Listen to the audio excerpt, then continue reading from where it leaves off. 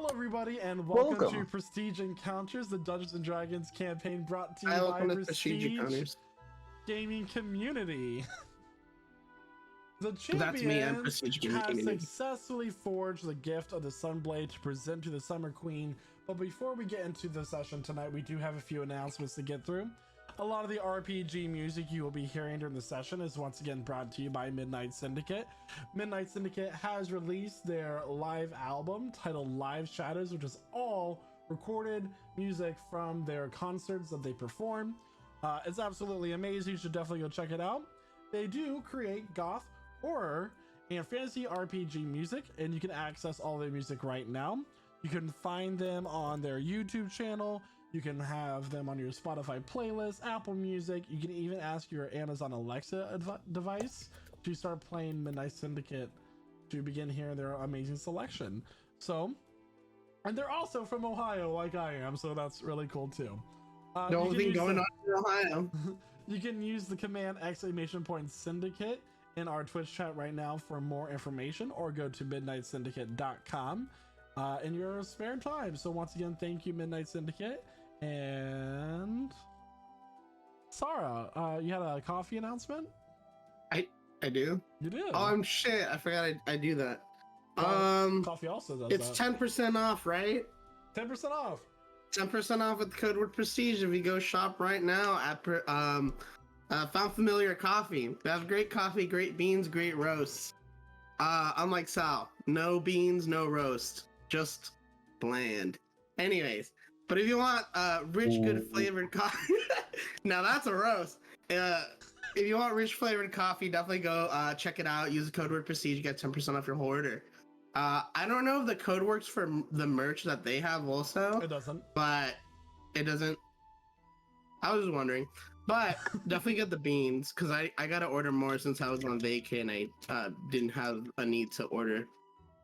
Oh, it but is check really it out. Coffee, I enjoy it a lot. That regular Knoll, their espresso roast, I have constantly stocked. I actually subscribed where I get it delivered automatically every 2 weeks. I don't, because I am always busy and sometimes I don't drink coffee. Ember, there is some exciting news in the Minecraft world. What you got for me? There is exciting news in the Minecraft world.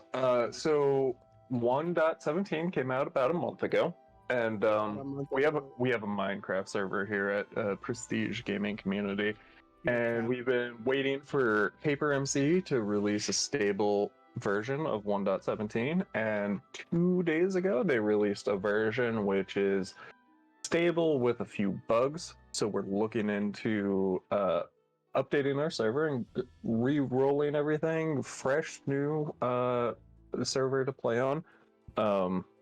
I just made my tribute to the 1.16 server, just a stack of diamond blocks. And anyway, it's a grief protection server, so you can claim blocks, and you can join us at mc.pgc.gg. Hopefully within the next week, our server guru Kyle will just get us updated, and we'll be on 1.17, and you can come have fun, play a block game. Absolutely. We will also be doing a special. And we're going to announce the launch date of the server officially, and if you tune in to our stream, you may get a little special goodie on your on the Minecraft, a little extra something if you tune into our Twitch streams as well. So be sure to. Do I get the goodie? Maybe. Do we get the goodie? Jack, I want the if goodie. somebody misses any part of the stream or any of the previous streams, what can they do? They can cry into their computers, and they can look to the skies, and they can consult the oracles. Or if they're internet savvy, they can go to YouTube, where we are found. In fact, our most recent session was put up on YouTube just recently. That would be session 65.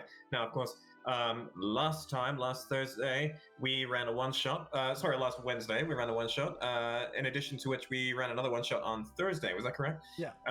Both of which will be up by Friday as well, so you can catch all that. And if you're more of the listening type than the watching type, you can find us on Spotify or any other place that does podcasts as well. Just look for Prestige Encounters. That's the name of the place. Awesome. All right, and Elif, what do you got for us in merch world? So the thing about the merch, Michael, and to our viewers, is that this is the last day you can get it. So if you have been putting that off, saying, oh, my next paycheck, now is the time to do it. Because after this month, our Pride Month, we are no longer going to be having these limited edition Pride items in our store.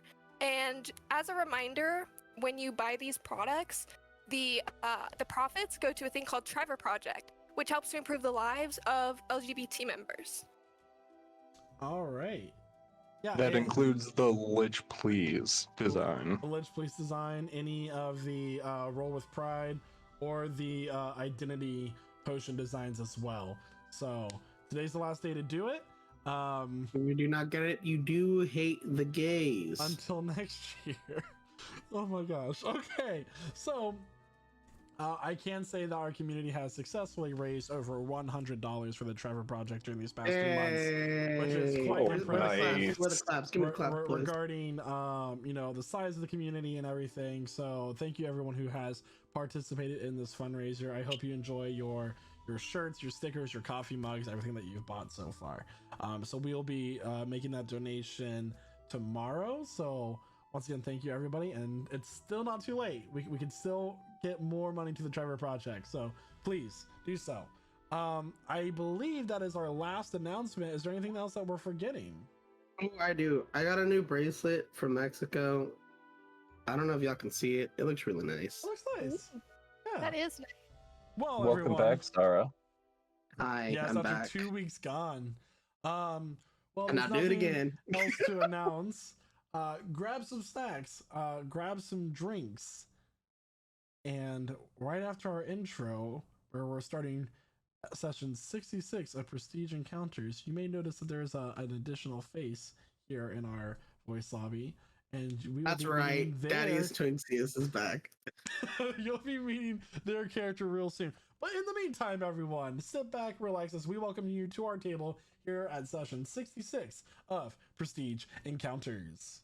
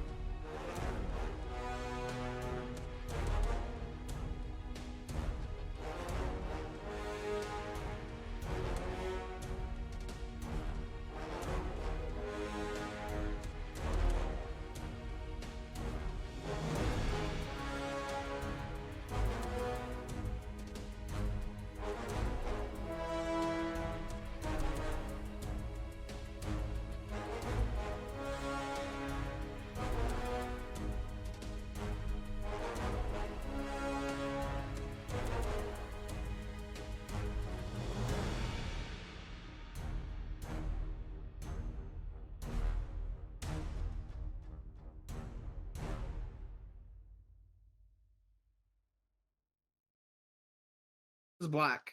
And then this one's black with everyone. a charm. Wow. And then this one is gray with a heart on the end right here.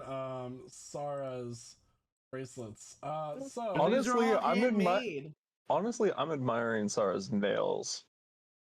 Oh no, they look like shit. The lady who did this, I'm sorry if you're watching. I know you're not, but if you're watching, I'd like my money back. So, where we last left off, Gonna be one of those days. 2 weeks ago. Welcome back, Sarah. Welcome back. Yo, mama. The Champions of Cataran have made their journey to the land of the Giantkin, a secluded area in the far northern reaches of the Fey Wilds. They escaped the fire giant horde, recovered their hippogriffs, and Sarah's got spooked. And it took off with him riding it. The party made their way to the top of Mount Jotun. Here, they met the Sky Giant clan that was residing there, including the Lord Bylor. Here they were promised that their trial had ended and they had no more troubles ahead of them for this journey.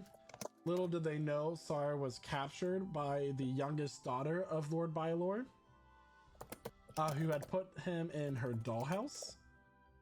The party discovered this. The daughter commanded the guards to attack the party. And during the middle of the fight, with the guards dealing heavy damage, the Lord Bylor ran in and told everybody to stop fighting. From here, he offered his own life in exchange for the crimes that his daughter committed against the trial. The party refused and said, you know, let bygones be bygones, and they proceeded from there. They made their way to the top of Mount Jotun, where they found a floating island in the middle of a swirling storm. Through this temple of the All-Father, they met the Storm Oracle, who they presented the gift of Tamora's Avenger to. He accepted the gift and agreed to forge the Sunblade, where he took rays from the sun itself, grasped them, and forged them into the workings of this blade and presented it back to the party. It was at this point the Stormlord, the Oracle of the Stormlord, opened a portal which he allowed the party to traverse to, where they found themselves in a similar grove at the wellspring beneath the roots of an ancient elder tree. Here they saw their friend Earl, the Luxodon druid, who told the party that they had much to discuss. Champions, what would you like to do? Discuss. Hi, Earl. I'm not with them, right? You're with them. Oh, I am? And your hippogriffs are there too. Thanks for saving me, guys. Welcome back, Sarah. What do you mean? I was just We captured. saved you. Yeah. That's Sorry, I gotta get back into this whole role-playing thing. Hello, You're a everyone. I have been expecting you to return to my grove. How was your journey? Icky. Eventful. Very well. It seems that you have successfully gathered the gift for the Summer Queen. Is this true? A gift. If she likes a nice sword. I'm all wet. Perhaps. I noticed that two are missing from your group. Is at this point you guys look around and you see that Kelwin and Zark are not with you. But he does not know the fate of Ditton, so he was most likely assuming, speaking of Ditton and Zark. Did Earl meet Zark? Yeah, you guys went back through the wood Yeah, okay. to find the moss. So we are now just noticing that Zark and Kelwin are not with us. Yeah. Since you stepped through the portal, they were with you in the storm temple, but not now. Should I try and figure out, like, magically what could have happened to them going through that portal? Make an Arcana check. 15. 15. portals aren't always an exact art. You can somehow link that the instability of a storm may be linked to the instability of his portal. And the fact that 5 of you managed to arrive at the same location is quite astounding. Yeah.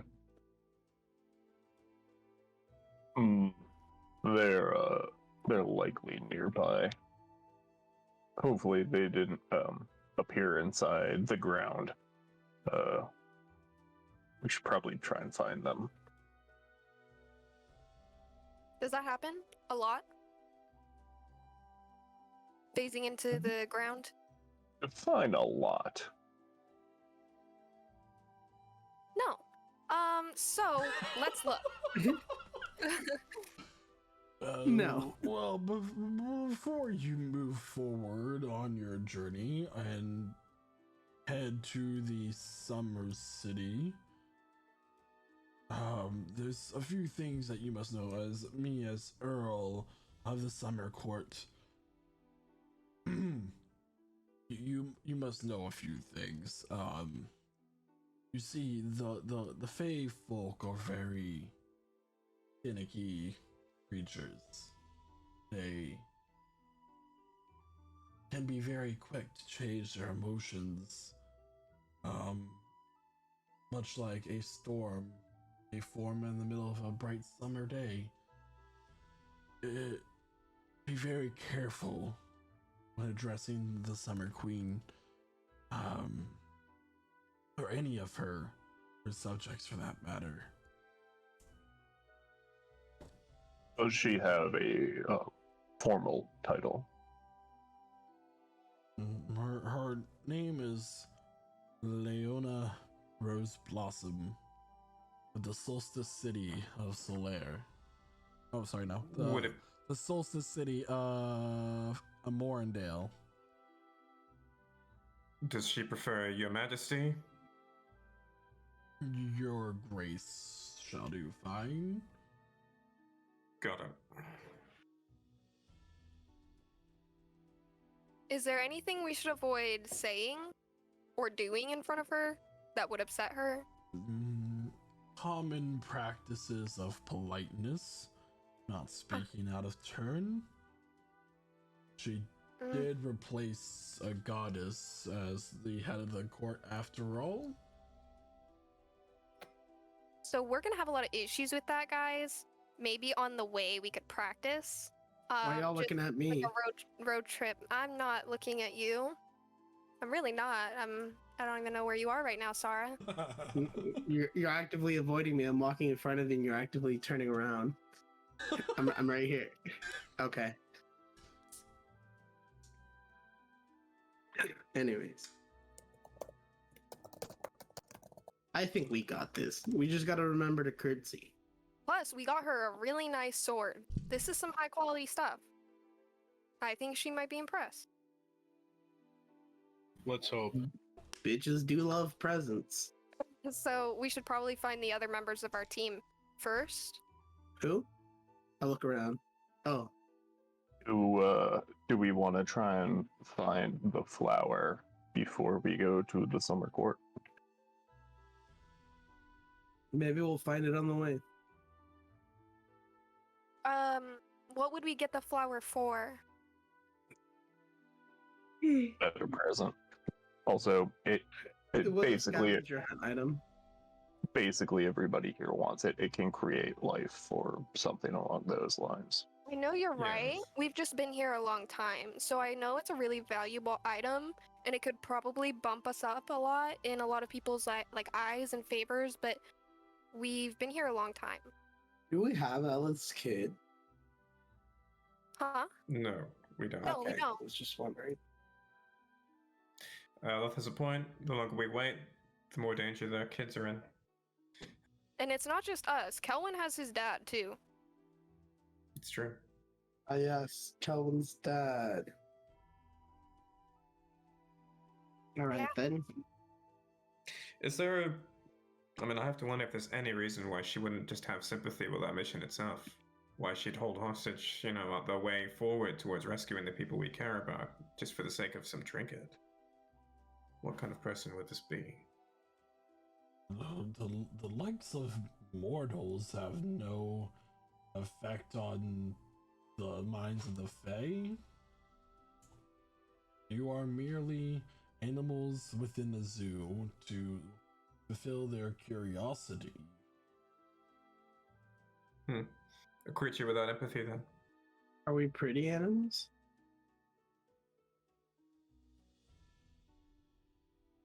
On the other hand, they are likely stolen to empower or in some way benefit a rival of hers, someone in the Winterlands, perhaps. It may do her well to allow us through. In any case, we have a gift that can get us there. The gift of friendship, and then I go to hold everyone's hands. Well, depending on where we're going, I can't see visually the map right now. I don't know who has the map. I don't. But I do know that if it's in the direction that we're going, so if we head this way to get to the queen, and the flower is like here, then we could detour. But if the flower is here, then we're not going to want to have to detour all the way over here. Mm-hmm. If we have a quick way of getting there. What direction is the queen? Where the sun rises, of course. Of course, right. So what is that, east? East. The flower is to the south. Leading into the group. Do we have a location? I mean, we have our mounts now. We could conceivably get there much faster than the progress we made to the Giants area. To the flower? Yeah. We know it's in a labyrinth. We know that it's hidden away and stuff. Yeah. What if the flower is not a flower, but what if it's a person? Well, that would be a lot more difficult for us. It's a flower. Then we would have to kidnap someone and not just steal a flower. So hopefully it's not a person. What if someone took the flower and already made it a tea, not knowing it's a powerful flower? Well, I don't know about you, but tea? I would love some tea. Do you have Earl Grey? Indeed I do. It's quite nice. Oh, Frank. I would like 1 cup, please. I love tea. Me? No, not Earl Grey. He hands you a cup that has like a very pungent tea, like a strong herbal scent to it.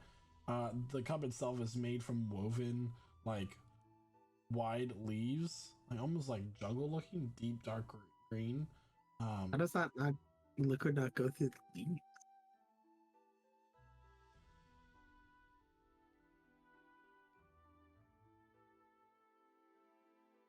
Well, we need to decide. I think Alex's right. I think any minute left, any minute we waste is they get closer to danger. I say we go to the Summer Queen. I agree. I think we should be going to the Summer Queen. We have a gift to give her. We've been here plenty of time already. And I mean, this flower's been here a really long time. They have like legends about it, and no one else has found it. We could come back if we really wanted to. I sure don't. We have to get it now. So that's my vote. I vote we go see the queen. I agree. Thank you for the tea. I hand him the cup, and I hop on my hippogriff, and I'm like, who's riding with me? Well, I believe we should probably find our associates first. Well, who's riding with me to go find our associates? Something tells me you'll find them along your journey. Oh, see? We'll find them along the way. They'll probably, like, be in a ditch somewhere. I mean, you could always locate them if they're around us, right? Me? Your little sonar, Ember. Oh. I can find objects, I can't find people. People are objects. But if you don't respect them. Well, we just heard, okay, that the Fae see us as little animals, little zoo animals. So, technically, by all accounts, anyway, let's go. This whole tangent.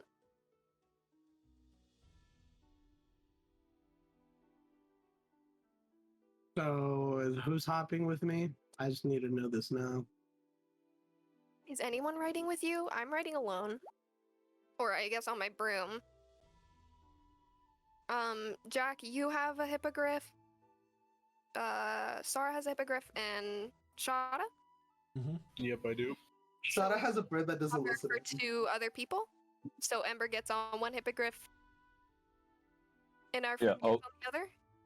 I'll get on with Ember. I'll get on with Shada. Nice. We don't have anybody else. All right, let's ride. Ha! I'm already in the air. Y'all took too long. All right, so where are we going? Sarah kicks into the side of his hippogriff and then rears back and starts to gallop, and with a few flap its wings takes off, soaring into the sky.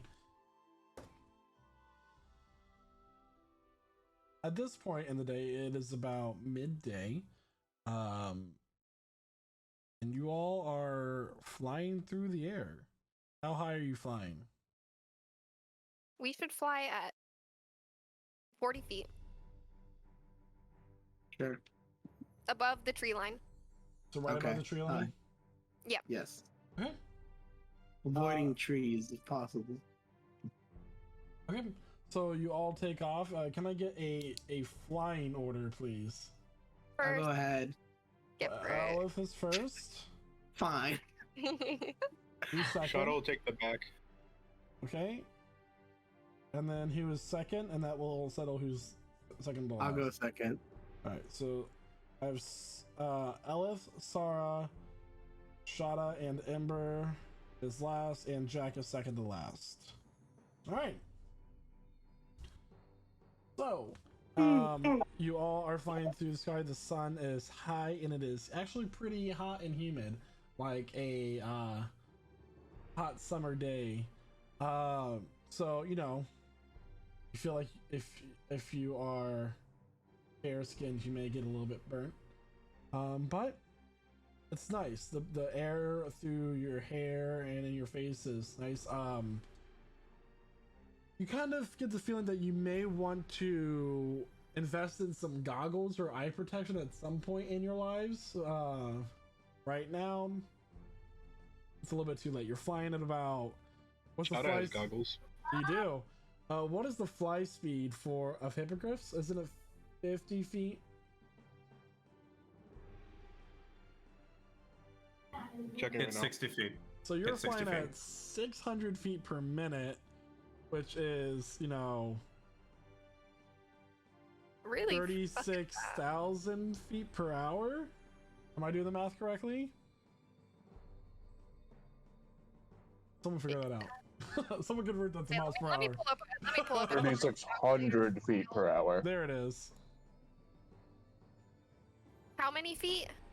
It's 60 feet per 6 seconds, so 60 feet per minute.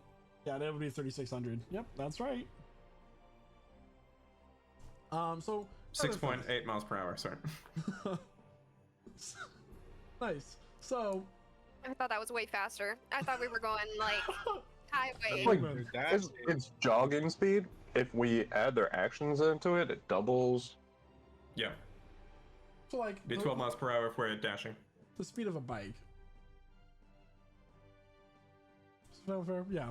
So, I would like to keep my eyes peeled, please. While you I need Alice to make a perception check, please. Okay. See? Good eye peeling. I got a 4. All right. You know, there's a lot of like you're flying, and there's a lot of things like flying into your face. You hit a pixie at one point, like kind of like it's stuck onto your shirt, and you kind of like just peel it off. Right. It's like, watch it as you like throw it away. So, is there anything that you guys would like to do or talk about while you are soaring through the air? I don't think we'd be able to hear each other. Just be like, what? I mean, you're like on a bike speed. This is dangerous. Okay. I don't have any in-flight movies, so we're just gonna have to entertain ourselves. I pull out my drums and I start banging on my drums, hopefully boosting morale. Does that boost my morale? I would like to know specifically, because right now, the way I'm feeling, I don't feel very morale boosted. Make a performance check. Me? Yes, sir. No, Sarah. me. Oh, okay. I was like, what am I He's the one performing? performing. So if you want to consider this a short rest, you may. 24. Oh yeah, it's pretty nice. Like he's like going to town on those bongos, you know. Yeah, I get it. They're drums. You know. I would like to make Basically, note that we were told to be polite, and I think that we've done very well up until this point, doing what we need to do. So we just don't mess it up now, and then we get the home run, and then we go home. So I think we should have a designated speaker or speakers when addressing the queen. Thoughts, opinions? You could say no. I got one. Me right here. I got one. I got a suggestion. Yeah, what's up?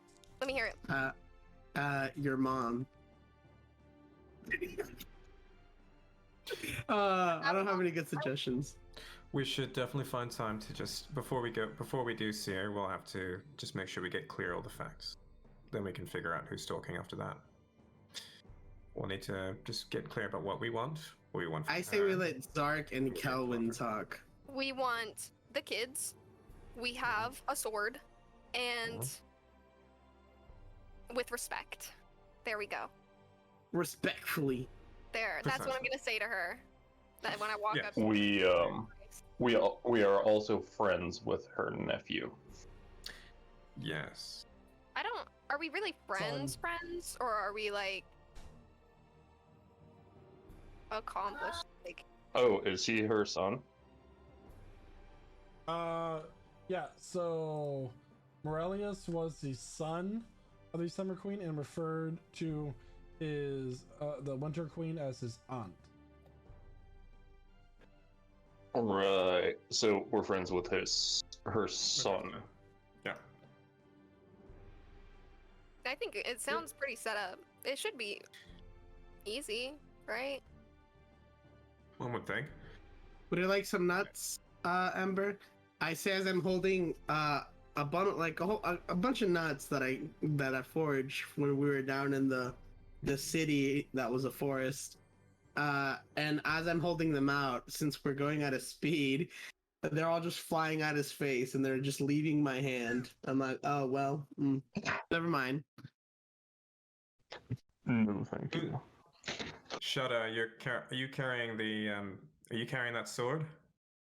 Yeah, it's a weird sword. Yeah. Have you tried it out yet? Hold up. Shadow's gonna take out the blade, or at least what is a hilt, Okay. and then he'll try and activate it. All right. So the Sunblade, yes, that is definitely an item.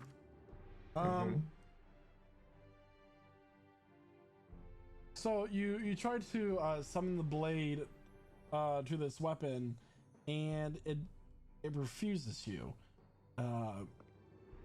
You get the idea that you may have to focus on it for a little bit first. I don't know if it's necessarily worth the effort. We gotta give it away anyway. Might be worthwhile getting to know it. Elif, you had something to say? Yes, I'm just trying to think of how to say it. Michael, I need a little bit of guidance on what happened last session while we're having this little reflectionary moment. I don't understand what that meant. I don't understand if I missed my opportunity to get the item that creature was telling me about. I don't understand where that item is. So yeah, I'm just gonna do a lot of thinking about that in this moment on this trip, and hopefully find an answer somewhere. Okay. Make a history check. Thank you. as this is happening, I noticed that when the nuts flew onto Ember and landed in front of him, that they actually roasted. And so I'm like, ooh, roasted peanuts. And I grab one and I just pop it in my mouth and I just look forward. And I'm like, are you sure you don't want any? They're really good.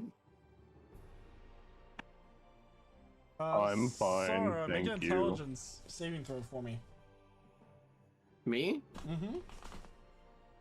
Intelligence saving throw? Oh.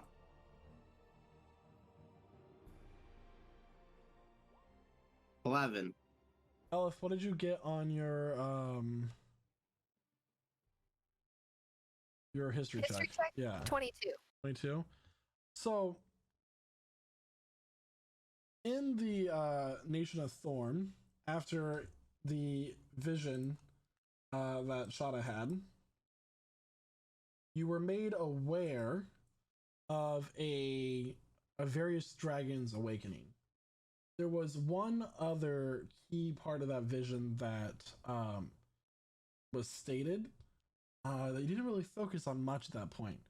But in the northern mountain range of Zhaoren, the vision took Shada through the Valerian Empire to its northern reaches, where the ruins of a city existed. And floating in the middle of that ancient city was a sickly green glowing artifact of some sort within a swirling storm of thunder and lightning, striking any organic being that tried to enter. So that is, you kind of put two and two together that your patron is referring to that. And Excellent. That is what he wants. Sara. Yes. You know, after you drinking your tea, you felt fine. But you're eating these foraged nuts, and you begin to feel this like tingling feeling on your tongue. Oh fuck! Am I allergic to these nuts? The tea and these nuts are not just normal food and drink. These are the most delicious things that you have ever ingested in your life. Am I having an orgasm? And you want no more. way. It is truly, it's, you feel like you're eating the food of the gods. Okay. So you just want more. Oh my gosh, y'all. Is my brain like fixated on these nuts? And like just general food and drink within the Fey worlds itself. All right. I turn around. I look at Ember. I'm like, well, since you're not gonna eat these, and then I just grab what's left and I start munching them away. And then I'm like fiending for more, and I know I don't have more. So I'd like to look down to see if there's a forest nearby. While this is happening, I do notice this. I would like to notice this. I think I notice Sara. What's your passive perception? Let me see here. It's 17. No. My passive perception? 12. 12, yeah, you notice it. Yeah, he's just sitting there eating jalapenos. Of course I noticed that. And of course I'm looking down to go get more. What are we gonna do? Do I see any forest nearby? Make an investigation check. I mean, you're flying over a forest. Well, like, where I can, like... It's been about an hour. 27. Oh, as you're flying, you immediately spot, like, down below that there is a tree with, like, almost black bark and, like, blackish grayish bark, and the leaves are smaller and kind of triangular shaped. You recognize this to be a walnut tree. I grab my hippogriff by its reins and I shoot down. I do a straight motion down. We're nosediving this bitch towards the forest, towards that tree. Okay. And then I yell, "I'll be right back!" What are you doing? Well, we gotta stop. I'm just gonna stop. Yeah, we're following. We're not. Yeah, just sort of hovering overhead. Yeah, hovering overhead, looking around to see if there's anything else creeping up, but also just trying to keep my eye on Sara, just to make sure we didn't get it out of sight. I would like to, is he shaking this tree? Sar, what are you doing right now? No, I don't know if I've gone down there yet, but I'm just like nosedive going towards the tree. As he nosedives, can I use one of my detect thoughts on him? Yeah. So as he knows that you just see, you just the thought is gotta have more, and he dives down. That's it. And obviously he's eating these nuts out of my lap. Yeah. Okay.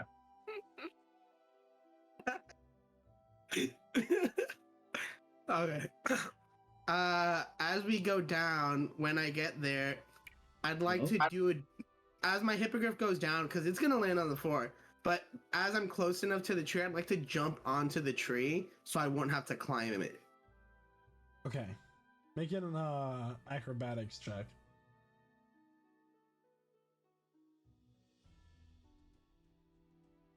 19. 19. You nimbly steady yourself as your hippogriff is diving and jump up to a rather large branch of a tree. You slip for a moment but catch yourself on a branch up above, and now you're just on this branch, and there are these green shelled circular shells that are just hanging from these branches. Hello? I just grab them and then I basically rip off a branch and start eating the nuts like they're grapes. Well, they're in a shell. Fine. I crack open for those the of you nut. who don't know, walnuts they grow in a green looking fruit thing, and then they have the nut inside, and while you cut them open, it stains your skin like the color of iodine, like this blackish yellow chemical, and it just stains your fingers. So sorry, you are actively cutting these open and to get to the walnut. Wait, hold on. No, I'd like to.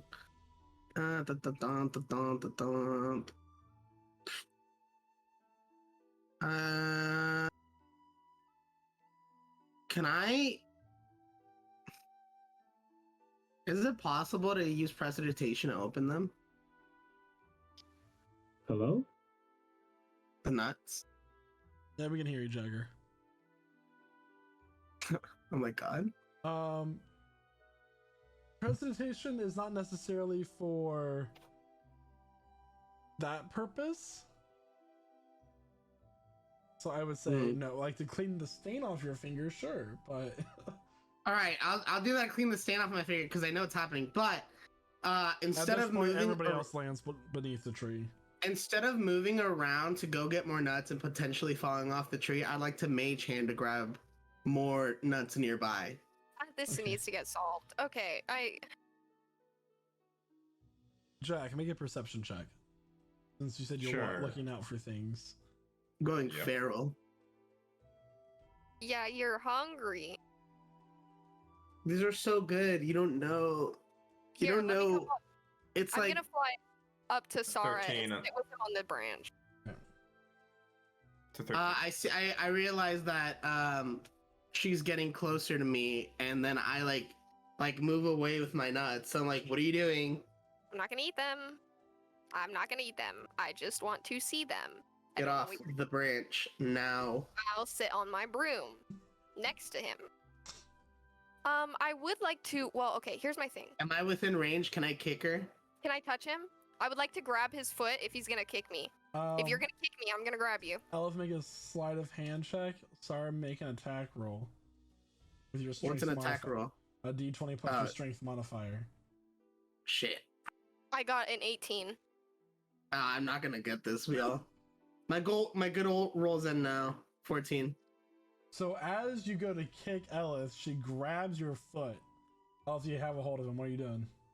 I would like to cast feign death on him. Can I do that? Basically, it puts you in a state indistinguishable to death for a little bit. What? Yeah, we gotta go. Hold on. What? What are you doing? You're gonna kill me? I hope you can. The only thing about it is that it's a willing creature thing, so I'm hoping you'll let that slide a little bit. I mean, it has to be a willing creature. That's just the property of the spell. Damn. I'm not willing. This is against my will. Damn, okay. Did you have anything else? Honestly, I might. Give me a second. Can I fear him? I don't know. I don't have anything that's gonna help the situation beyond that. So Do you guys have a hold of anything? his foot? I do just have a hold of his foot. Jag, you do hear a shout for help in the distance. I cast Armor of Shadows. Well, I'm looking over to the direction of the shout. Alright, if we're quite done fucking around here, I think there's something going on that way. And I'm gonna start rearing up, just start flapping over, just to get a better look. As I see Jack cast Armor of Shadows, I'm gonna cast Mage Armor. Okay.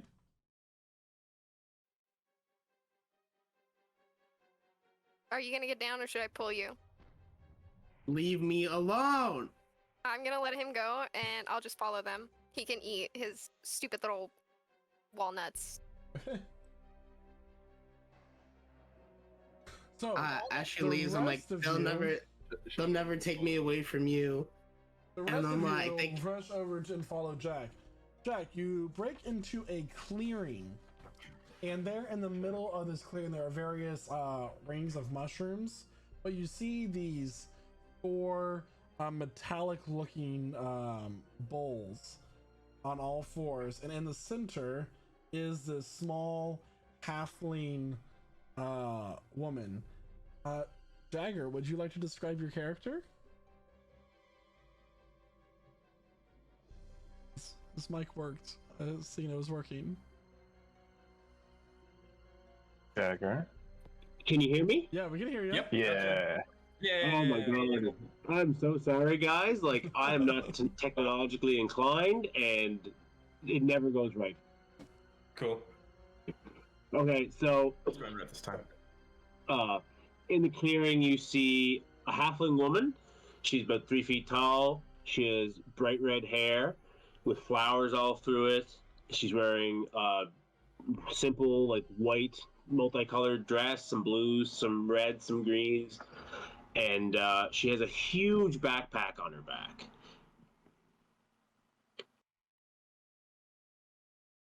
All right.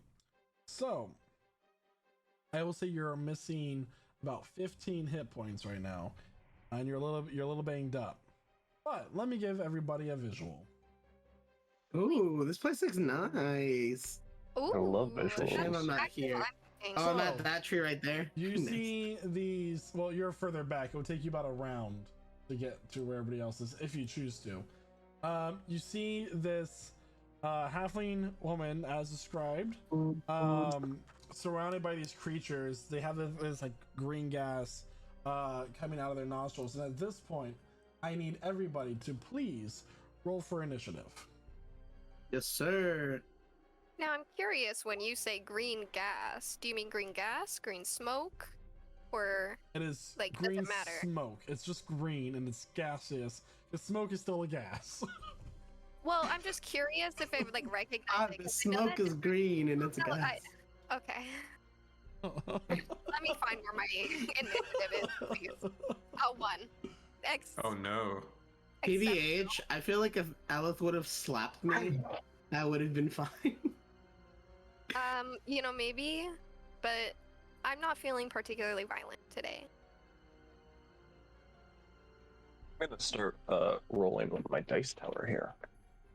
Alright, How's that guys, work? kill those creatures with hugs. Don't forget to roll 2, Jagger. I did. 16. 16. Okay. What's your dex modifier? So what's your dex stat? I have a 14, so +2. 14 Alright. dex. Is everybody on the board? Hmm. Jag, I see you. Okay, 1, 4, 5, 6. Yeah, Okay, that's everybody. that's everyone except for Zark and Kelvin, but I suppose they're lagging behind. They're missing right now. Oh, All right. oh, right, okay. So top of the round, Shada, you run into this clearing and you see these creatures. What would you like to do? All right, first off, he's gonna use his bonus action to try to activate that blade. All right. You take the blade you've been focusing on during your flight, and this beam of golden sunlight shoots out for it and it stops after a few feet. It emits a low glow. It's just burning with radiance. What would you like to do?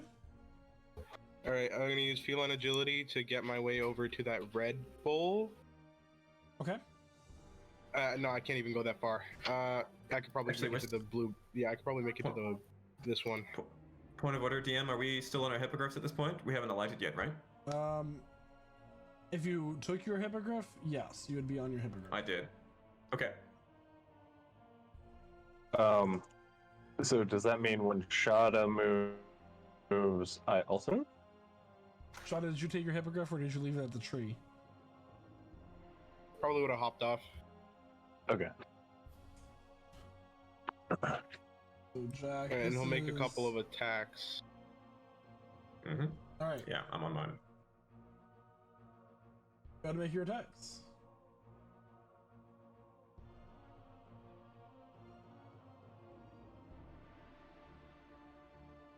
Damn. So that's a 20 and a... Are you making 3 attacks? That's 2 attacks. Oh, I counted your initial. So 22 and a 26 both hit. That is 26 points of radiant damage plus another 21, so 37 points of radiant. Am I reading this correctly? I don't know. Why is it 1d10 plus 6 radiant damage? It's a +2 weapon. Right. Hold on. So it's a 1d8 plus 8. It's not the one on the right side because that's two-handed. Yeah, I always use one-handed. Oh, okay. So it's 16. I was adding them together for some reason. Because I thought the radiant damage was separate. Never mind. Okay, so that is... the radiant damage, the extra radiant, the bottom like 2 is also. So that is okay. I see what you're saying. So that's 18, and then. Oh, actually, that 2 would be if you crit. So it's 16 plus 9. It's just 16. So it's 25. Thank you. Yeah. Sorry. Okay. All right. Those both hit. Nice. That's my turn. Okay. Sarah, are you running with your friends or are you still eating nuts? I'm eating a sandwich. Sorry. Hold on. I thought I had more time. Can I fight the urge to stop eating these nuts? Make since I saw my wisdom saving throw. I saw my friends go off, and I'm like, oh, but these nuts are so good. Wisdom saving? Mm-hmm. Yes, sir. Nah, I'm still eating nuts. No, you're like you like look around like, you like turn around and you're just like, you just keep going. All right, so the this one is gonna make these nuts.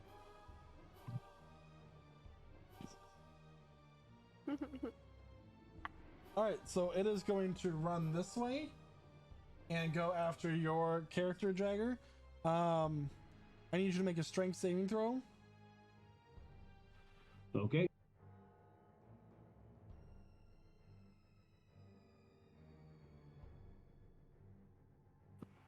That's 17. 17. All right.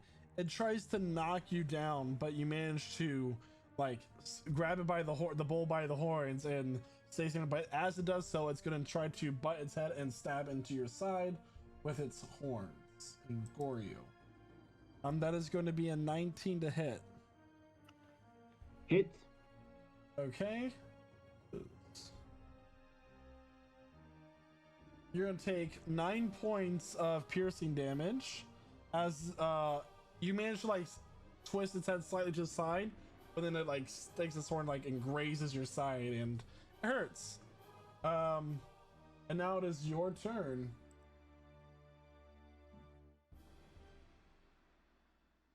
Okay. So she's standing there. She has a shield in both of her hands, just clutching it, and she's just like, "Oh dear, this is not a good spot to be." Okay, here I go, and she will transform into a giant scorpion as a bonus action. I thought you were gonna say squirrel, and I'm like, nice. She is now a giant scorpion. The shield kind of like changes shape into match the carapace that is the exoskeleton of the scorpion, and then your weapon kind of like turns back, like Transformers style, into the scorpion. All right. Okay, and then she will use her action to use the multi-attack. Okay. 2 claws and a tail.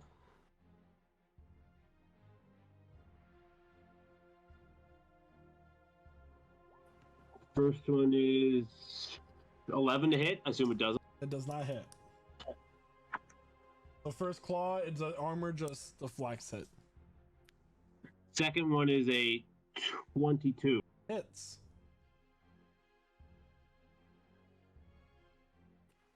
Okay.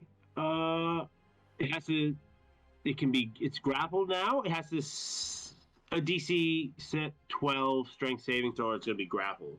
Okay. What's the damage? Sorry, I've been focusing on getting my computer to work. I haven't got my dice organized yet. Take your time. It's fine.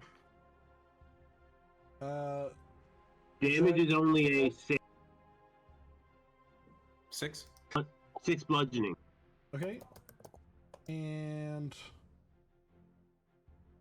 is grappled.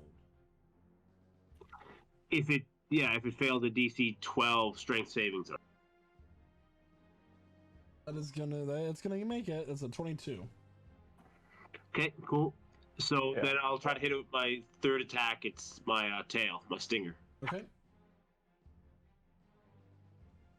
That's 20 to hit. That hits. That hits. So that's another 7 points of piercing damage. It needs to make a con save, right? Yeah, con save. That is going to be an 11. So it fails, so now it takes 10 poisoning damage.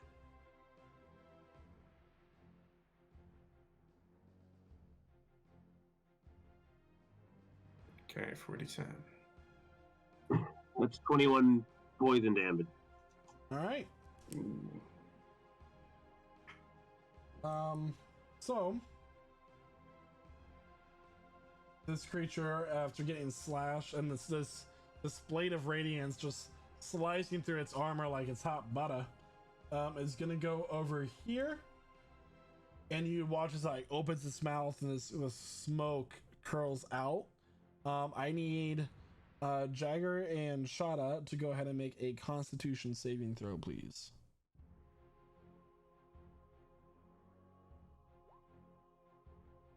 Bruh.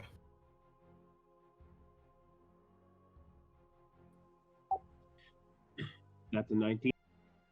All right, so what's your character's name, Jagger?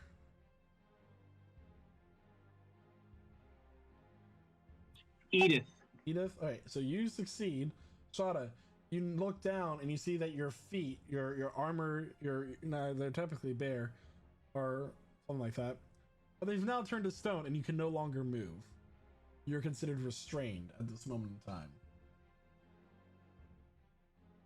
DM, I have a question. Mm-hmm. For the smoke, did it dissipate quickly when it entered, or does it like remain in clumps and go all the way up into the air?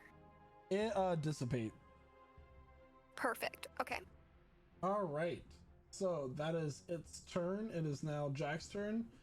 Ember's on deck. Cool. Okay, cool. So I'm still on the hippogriff, just kind of in the air at the moment. I'm gonna say about like 10 feet up at this point. So let me see. Just checking the ruler.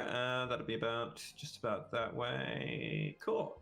I'm gonna fly 50 feet this way on my hippogriff, and while on this thing, I'm gonna pull out my whip, and with that bonus action, I'm gonna cast Wrathful Smite. Just so sort of dark coiling energy will sort of coil around the whip. I'm gonna go, yeah, back, and I'm gonna slash at the thing with my whip from about 10 feet up. So here we go, +8 to hit, natural 20. All right, definitely hits. Okay, so here we go. First rolling for the whip, and then I'm gonna do the sneak attack, and then I'm gonna do the Wrathful Smite. Oop. All right, so I guess it did all of it. So let's double. So I've got to double up these. Double this up. So it looks like it was 1. Okay, so it'll be 6 slashing damage from the whip, and 40 sneak attack damage. Okay. 46 total so far, and then finally for Wrathful Smite, let's roll this up real quick. Okay, she's gonna take 12 psychic damage and make a wisdom save. DC 15, I believe. It's wisdom save DC 15. 12. Okay, it is frightened of me at this point. Okay. All right, and now I'm still 10 feet up, and I've got another 10 feet to move, so I'm going to move just about that way, right? You know what? 1, 2. Yeah, sorry, I'll move it just about there. Yeah. I'll kind of fly another 10 feet up, so I'm 20 feet up. That's what I'm going to do. Okay. Yeah. Ember, it is now your turn. Elith, you're in the hole. DM? Mm-hmm. What does the weather look like currently? It is a sunny day. Oh, wonderful. Okay. I'm gonna change that. I'm going to cause a storm to brew and cast Call Lightning. Okay. And we'll have a lightning storm that pops up roughly here. What's the storm clouds radius? storm clouds spread out 100 feet from that point. Okay. And then I'm gonna hit this guy with it. It's a 4th level Call Lightning, and it's a DC 17 Dex saving throw. 14. And it was what color of creature? Is this guy? Okay. So it fails? Yep. Okay, so it takes 25 lightning damage. All right, he is hurt. Is that your turn? That'll be my turn. All right, so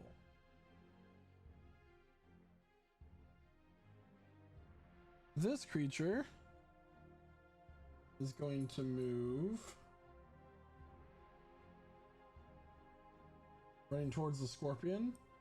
I need you to make a strength save as it's going to hit you with its horns. That is going to be a 21 to hit.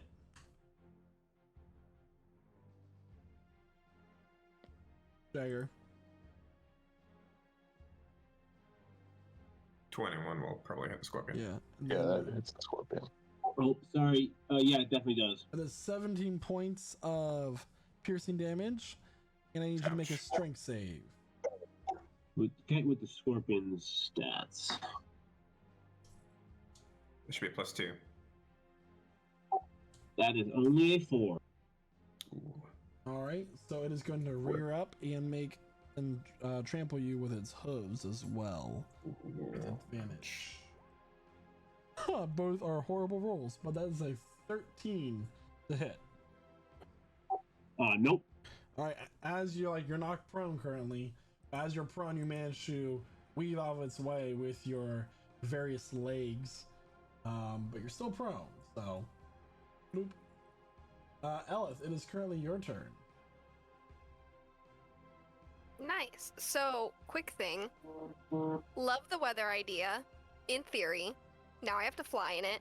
But I'm going to go ahead and go up to the level that Jack is at now, about 20 feet in the air. That's 30 feet up, I think. 30 feet in the air? Yeah, 20 feet. Yeah, you're right. You're at 20 feet in the air. 20. Whatever I would just like to be level with him and then maybe move forward a little. Not into the circle. I don't want to be in the circles. After that, I would like to shoot... I believe we will just go with 2 Eldritch Blasts, both focused on the red one. Okay. Roll for Eldritch Blast.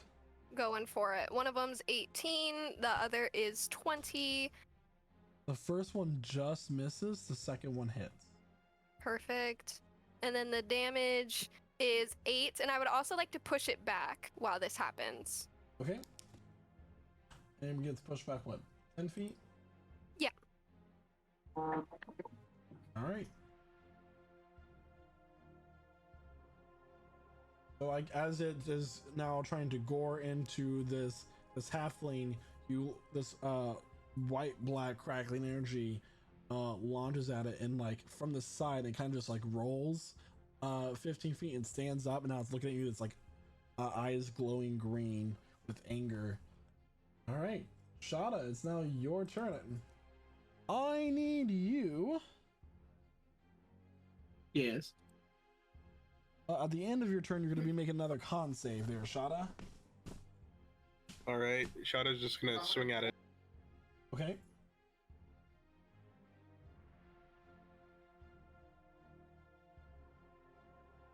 Roll to swing. So that is a 20 and a 23. Both hit. As you slice down, you cut, and like the metal armored hide is like glowing red hot, and then you swing down again and you just lop off its head, and it's dead. Ooh. Oh, there it is. That's a 21 on the con save. All right.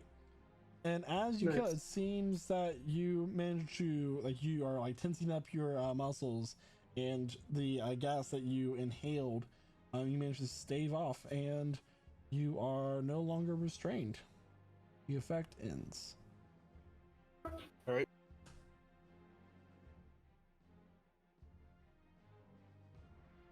Is that your turn? Yeah, that's the end of your turn. So yeah, Sarah, I need another wisdom save, please.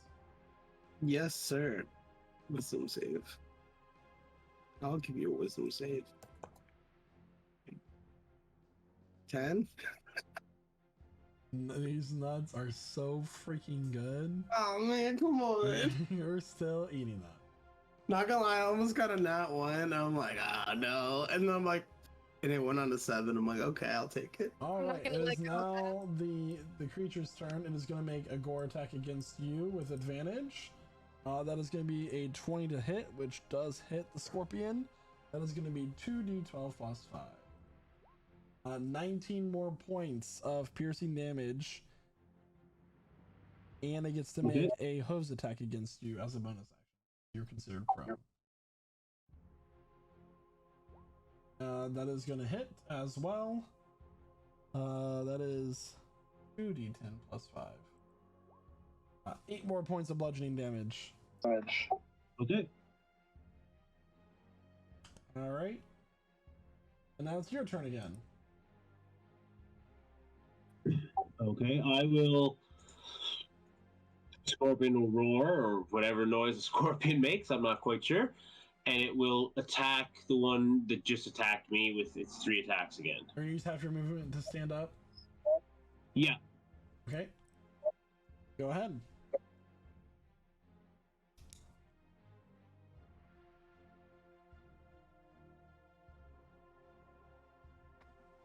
The first one was a 17, the second one was a 15, and the third one was an actual 20. Last one hits. Okay. So that's 16 points of piercing damage in the Constitution saving throw.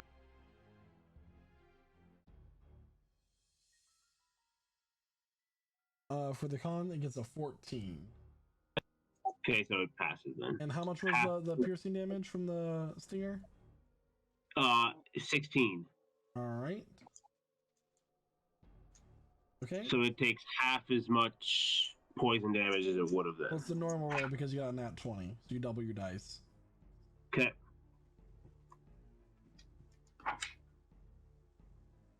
Ooh, really good rolls. That's 27 points of poison damage. Is that halved? Or is that the normal amount? No, that's the full roll. Okay. Alright. So you stand up and you lash at it with both of your pincers, and it's just deflecting off the legs of its hide. And then finally, as you're like watching it dodge, you do notice there is a gap in its metal shell, and you manage to find a critical point and put your stinger down into that gap, and it roars out with pain. And yeah, quite a bit of damage. Jack. All right. It's your turn. Okay. Okay, deal with that one. Gonna deal with this one now. Bonus action. Yeah, let's go with Wrathful Smite again. I'm just gonna once again the whip will sort of crackle with dark energy, and I'm gonna fly at this one that's closest to our scorpion over here. 1, 2, 3, 30 feet across and 10 feet down. Okay. So that's 40 feet so far of my 60 feet. I'm going to attack with the whip. Here we go. +8 to hit. And this time it's a 12 to hit. Does not hit. Unfortunate. Okay, well that's what I've got. So I've used about, let's say 40 feet so far. So I'm going to move up 20 feet again. Just kind of overhead. That's what I'm going to do. That's my turn. All right, Ember, it is your turn. Hi, hello. The storm is still a brewing. I'm going to call lightning again, but I'm going to call it right there, so it hits both the red and the blue guy. Both of them need to make a DC 17 dex save. The blue one succeeds, the red one fails. Okay, so it's a total of 18 damage, or 9 if he succeeded. All right. Good to know. And that is the end of my turn. All right. This one is going to circle around to the new foe, and it is going to look up. And how high up are you, Jack? I'd say I'm 20 feet up. All right. It is going to make exhale some gas to you up into the air. So I need you to make a con save for both you and your hippogriff. Yep, sure. Con save that's an 8 for me. Your hippogriff is going to make a con save as well.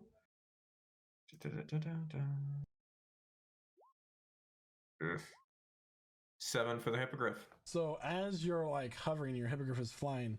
Suddenly your hippogriff's wing seize up and it falls to the ground.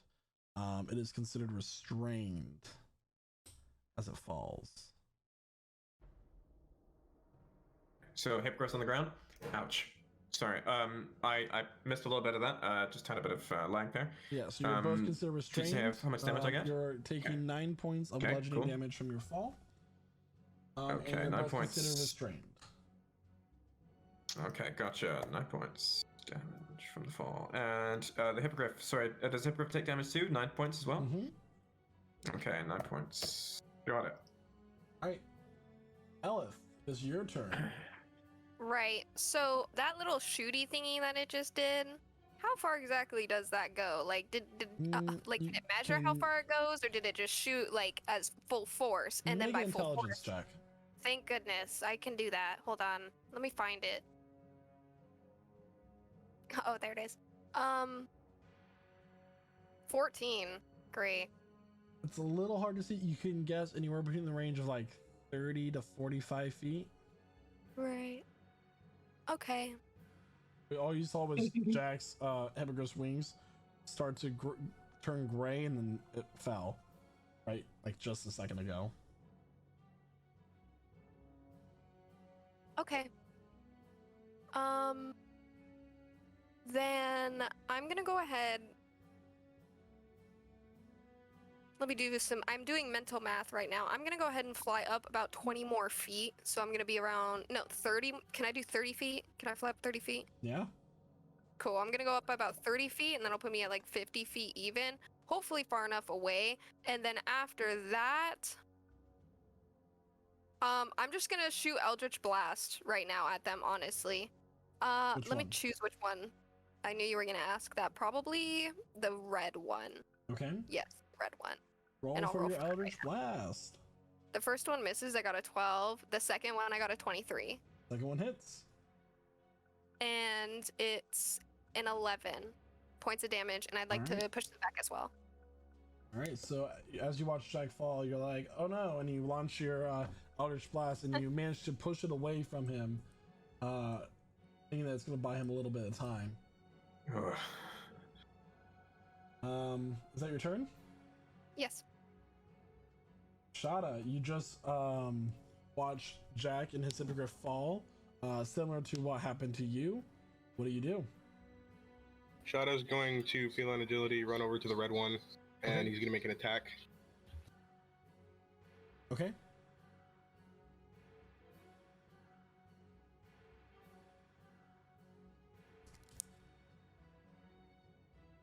Alright, that's a 15 to hit. Misses. Misses. Alright, another attack. Wow, 13. It misses. Damn. So you run and just like, this thing is, despite being pushed back, it is running, it's like dodging, and your blade just gets knocked off of its armor. And you notice that there, as it moves, there is a creaking sound as you look between its plates and see that there's some rust gathered there that's causing it to creak like an unoiled door hinge. Sarah, it's that time again. Mr. Eats the food of the Feywild. Listen, I thought the nuts didn't count. I thought it's if they give you the food, then I foraged for these, man. Not one. They're really good. In fact, you might like them a little bit more now. Fuck. All right. It is now the Boo one's turn. I just want to say I'm now visually suffering. Like, you can tell I don't want to eat these, but I'm obligated to eat these. I'm just like crying as I'm stuffing them in my mouth. It is going to make a gore attack against Jack. Bullshit. It should be able to do so with advantage, right? I'm still restrained. Restrained indeed gives you an advantage against creatures. Yep. That is a 22 to hit. 22 will hit. That is going to be 17 points of piercing damage as this, as you see the stone creeping up your leg, you just feel a stinging sensation as this horn finds its way right between your ribs. Ooh, well, I'm gonna just use my reaction to use Uncanny Dodge, if I may. I don't believe the rules as written I'm not allowed to, but I'll defer to your ruling on this one. All that happens is your speed becomes 0, and you can't benefit from any bonus to your speed. That's nothing about reactions, so. Cool, so I'll use my reaction to use Uncanny Dodge and reduce that 17 down to half that, if I may. Right, so 8 points of piercing damage as you manage to move a little bit, and now it's just like grazing against your ribs rather than piercing between. Yeah. Scorpion, it's your turn. Okay, the Scorpion's looking pretty rough, but it's gonna try to do what it's been doing so far again. 3 attacks. All right.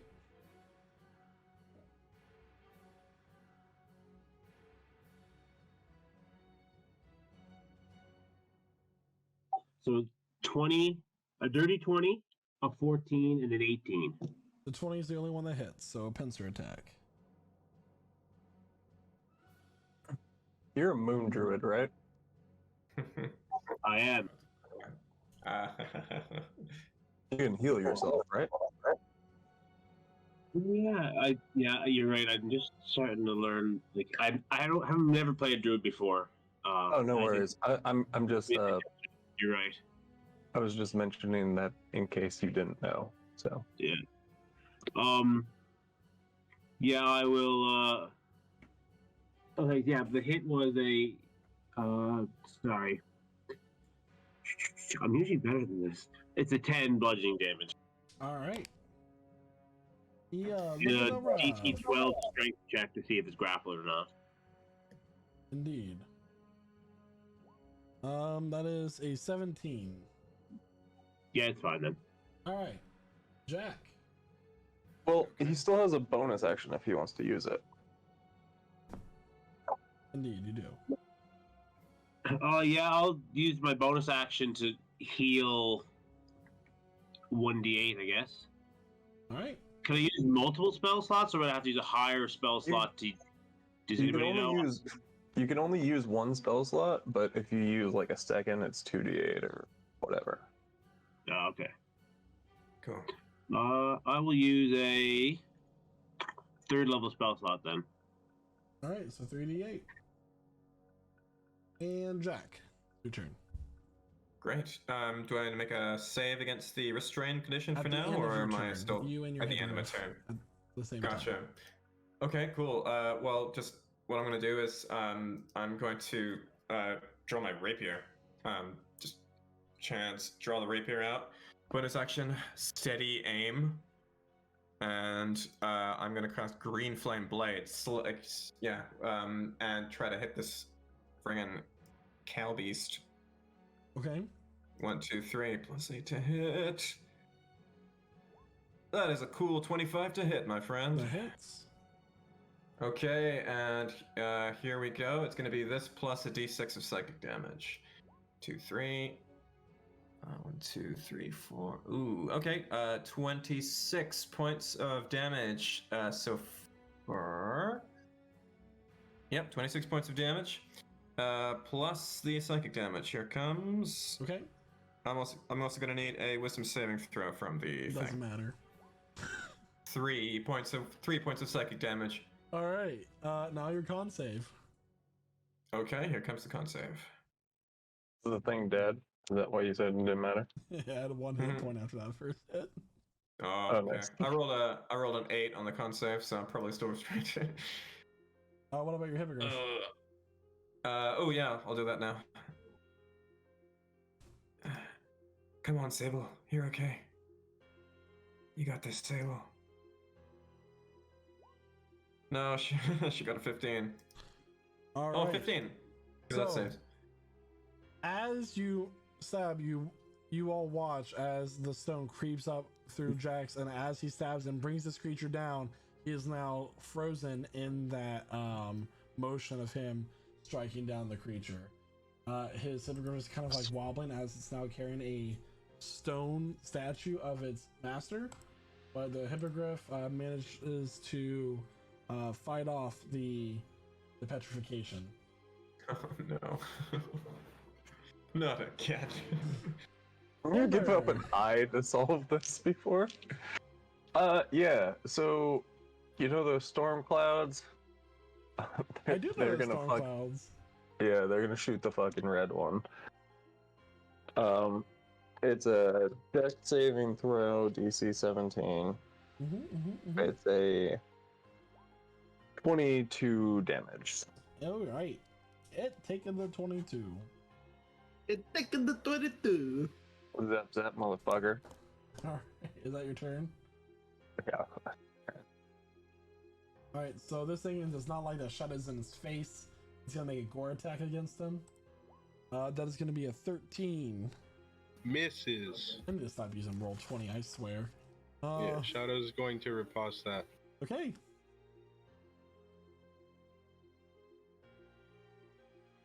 Let me make that attack roll. Oop, and then I add. Wait, hold up. Yeah, that's 29 to hit. That hits. And then I add some damage. That's 10 plus a d8. which would be 6, so 16 radiant damage. All right. Elif, it is now your turn. Right. Let me go ahead and roll my Eldritch Blast. What else would you do? So one of them was 13, the other was 25. You know the drill. Hits? Yes, sir. 8 damage, and I'm not gonna push it back this time.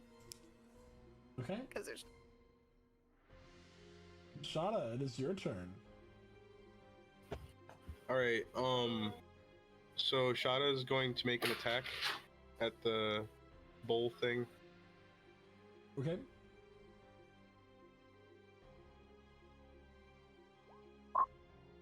$17 misses. All right, one more. 25 hits. And he's going to make that a tripping attack. All right. Unless that thing's bigger than large. It is a large creature. All right. So it needs to make a. Hold on. I also roll an extra D8, but it needs to make a DC 16 strength save, or else it's prone. That is a 17. Ah, okay. Takes 2 extra damage. All right, it's looking hurt. Zara. Yes. Your turn. Okay. And this is Scorpion.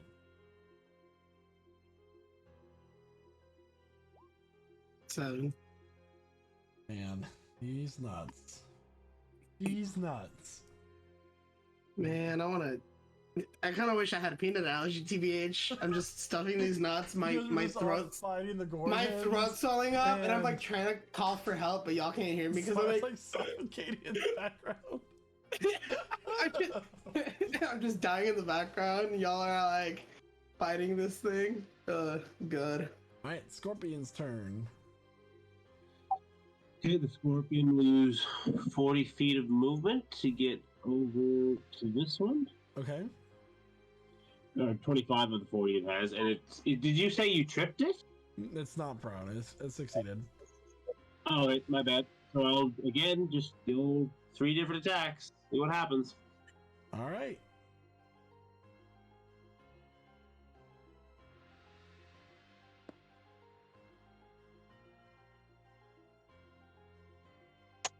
The first one was a 17, the next one was a 19, and then the last one was 21. The second one just hits, the last one hits. Sweet.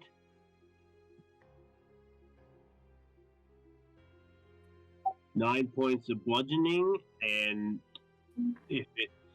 I assume it's going to succeed the strength saving throw to be grappled. Fails the strength save, got a natural 1. Okay, sweet. So it's grappled now. Mm-hmm. So the second attack was another 9 points of piercing damage. All right. How do you want to do this? Sweet.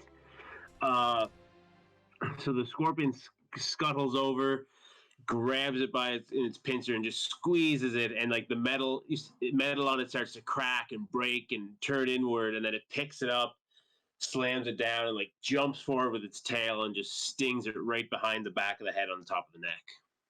Wicked. Nice. All right, so that will be the end of that creature. So that will effectively end combat. I'm gonna leave my lightning storm going for the duration of the spell. Okay, so the gas clouds clear. Your friend Jack is petrified, and Sarah's like 60 feet away, just stuffing his face with peanuts and walnuts. Great. The Scorpion will kind of like scuttle back, look around, hiss, but then it will revert back to the halfling woman. I'm gonna go up to Jack and inspect his body and see if there's anything that I personally know that I can do to help. Make an Arcana check. Oh fuck! I should have just rolled that. 22. So this sort of petrification can only be cured by a greater restoration spell. Yep. Okay. We can just get that in the city we go to. Easy. Ask the. No, I don't know if we can ask the queen, but there might be resources in the city, like a what, cleric for hire, something like that. Sorry, roll another wisdom save. Okay. Do you remember when I wanted to bring Denton back? I did not make his choice. 14. You managed to resist the urge to stuff. You're stuffing them into your cheeks like a chipmunk as you're climbing down the tree and getting to the party.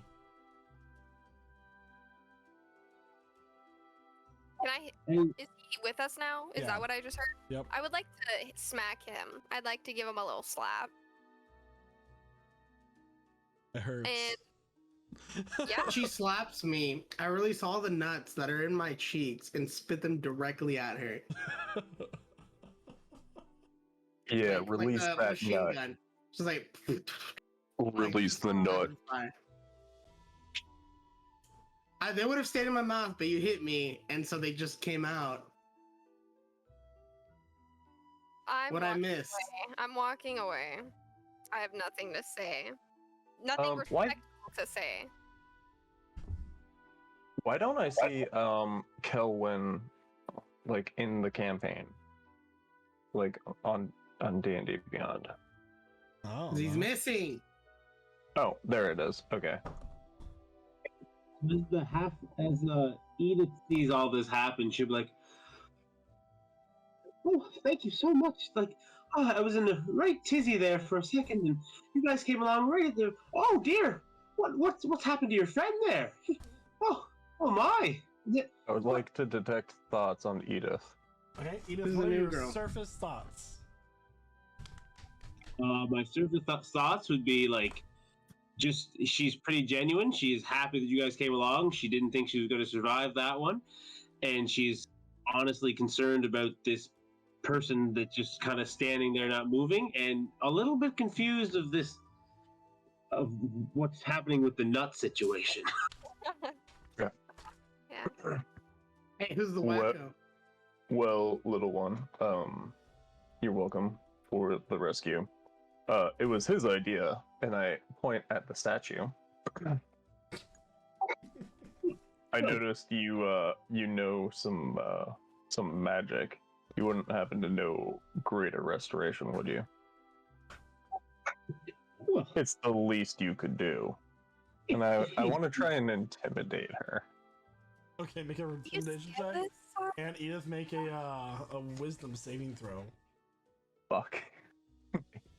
The druid's gonna make a wisdom save. 17 for me. He is not very scary right now. I'm not super intimidating. I'd like to go up to Jack, and I'm like, man, this is the second time. What's up? We gotta get you some better like equipment or something. I don't know, man.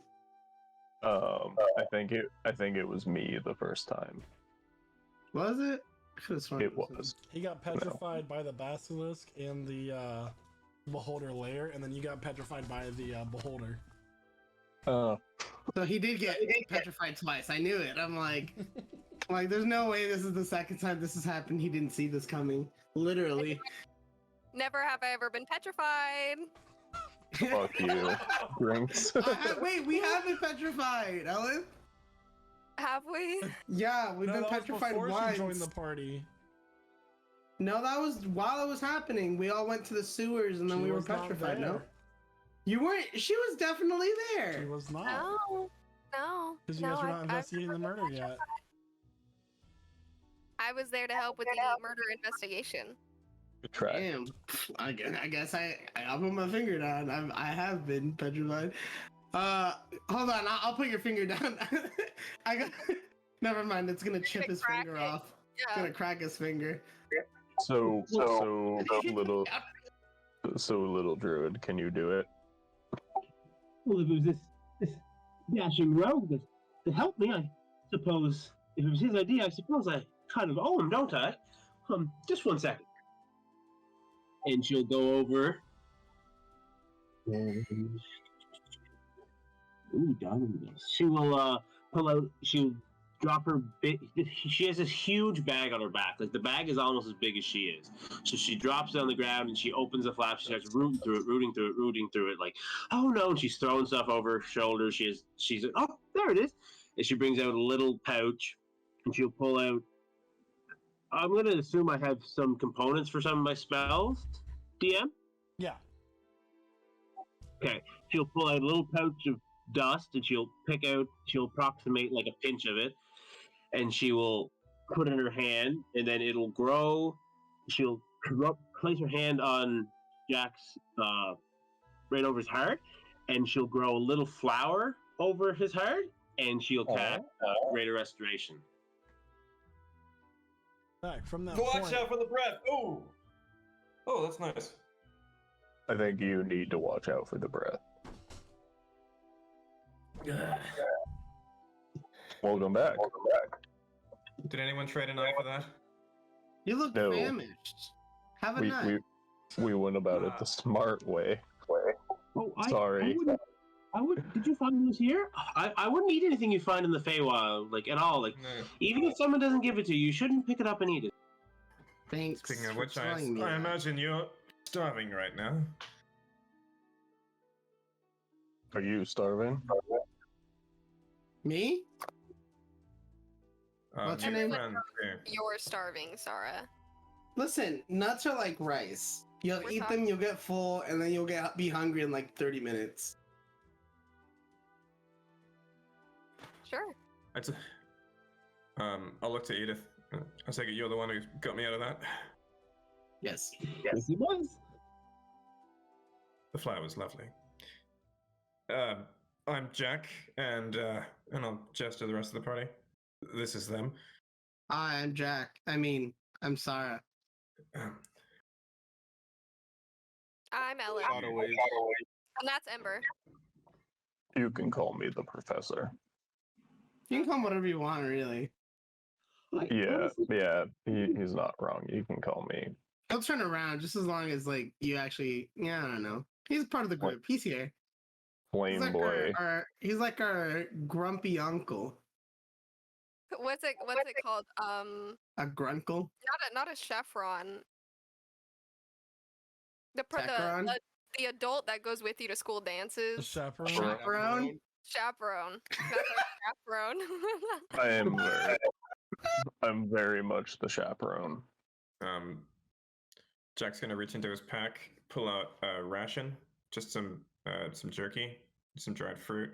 Least I could do, and he's gonna give it to Edith.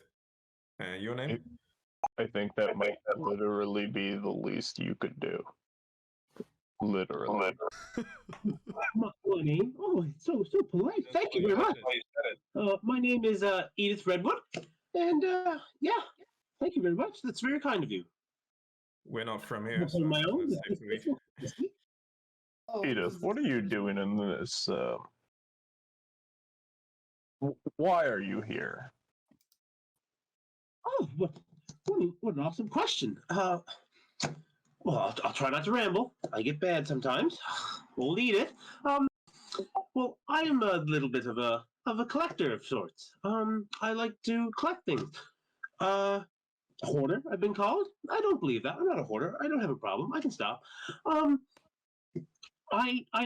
My druid clan, we kind of have we like to find exotic creatures, and we live in a forest and a jungle, and I can't get my thoughts straight. I was sent out by my druid clan to try to find exotic and extinct animals to bring back to the clan, so that they can live with us, and we can try to bring the species back. And I look for plants and animals and all seeds, all kinds of things. We have a very large forest, and so I'm a collector. That's what I'm here, looking for things to collect. You wanted to collect exotic plants and animals. So you went to the Feywild. Well, I've been around different places. This is just where I'm at the moment. I have other plans to go other places too. I'm just kind of doing like a round trip sort of thing. It seemed interesting. I wanted to get a suntan, so I went to hell. That would be a good spot to do that quickly.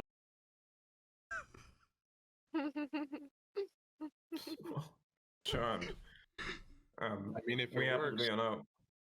We happen to be on our way to the summer court. You may find something of interest on your way there if you're looking for an escort. Oh, see, I feel like you saved me, and I just saved you. I don't escort. Oh, yeah, sure. It's probably safer the more there are of us. Truth be told, I'd feel a lot safer with someone with your skills around. Oh yes, I'm very sorry. Sometimes I get a little angry, and I don't like showing that side of myself. I'm not proud of it. I'm very sorry you had to see. Not at all. It was rather impressive. Well, thank you. It was a big fucking scorpion that you turned into. I don't think I've ever seen a scorpion quite that big. Oh my, like that's just a splash in the bucket. You wait. When you do that, can I ask you a question? When you do that, what does that feel like for you? Do you really get in the head of the scorpion? Where do your clothes go? These are all questions that I don't really understand myself. I get more of the physical aspects, but I say myself, like I'm just as smart as I am. I have my own thoughts, my own ideas and things. I just kind of makes me strong like them and look like them. I get their senses too. Yes. I was gonna ask you if you could feel the way that like the organs were, but I feel that might be a little too graphic for our first conversation, so we'll save that. Oh, I have a quick question. Are you constantly aware of all of your internal organs?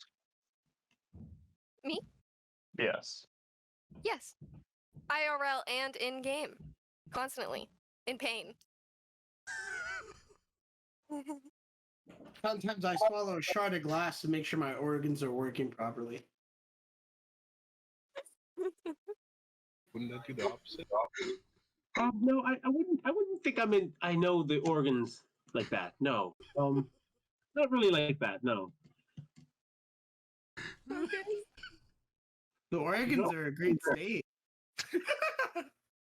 At this point, it's about 6 p.m. in the evening, and the sun is starting to become a more orangish golden color as it sets beyond the horizon. We should probably go find a safe place to camp.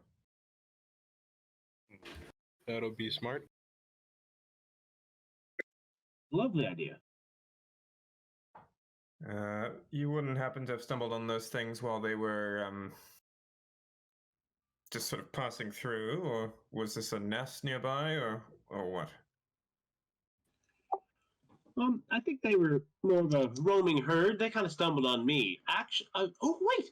And she runs over to a mushroom, pulls out a little dagger, and she cuts the mushroom off, pulls out a jar, and puts it in a jar, and then like steals it up tight, and puts it in her pack. She's like, "Ah, oh, good. I almost forgot about that. That would have ruined my day." Yeah, they kind of stumbled upon me as I was collecting. Michael, did you say that these creatures were metal? Yes.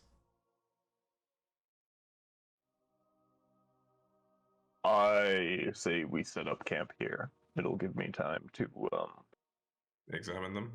Research these things. Probably not a bad idea. Okay. Just provided we can get a good clearing and just keep the hippogriffs in sight. Can't afford to lose them again. Maybe we should, I don't know, lasso them, tie them to a tree, maybe. Probably a good idea. All right, so I'm just gonna pat around, look for just a good spot to tie them up. Just gonna pat down the hippogriff and I'll help. Are we gonna make a bubble? Or are we just free falling? Like. I'll make a bubble, and I sit down right next to one of these big metal bull monstrosities that I don't know their names of. Start ritual casting tiny hut. Alright, go ahead and make a nature check while you do that. Looks like we'll be sleeping with one of those things tonight. Me make a nature check? Mm-hmm. Okay. 8. I really have to stop rolling on roll 20. Digital age. Alright. Crazy. So soon the bubble springs into existence.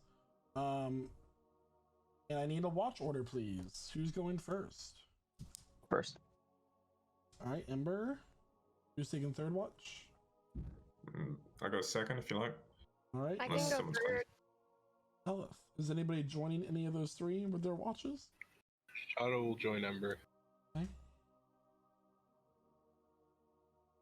Okay.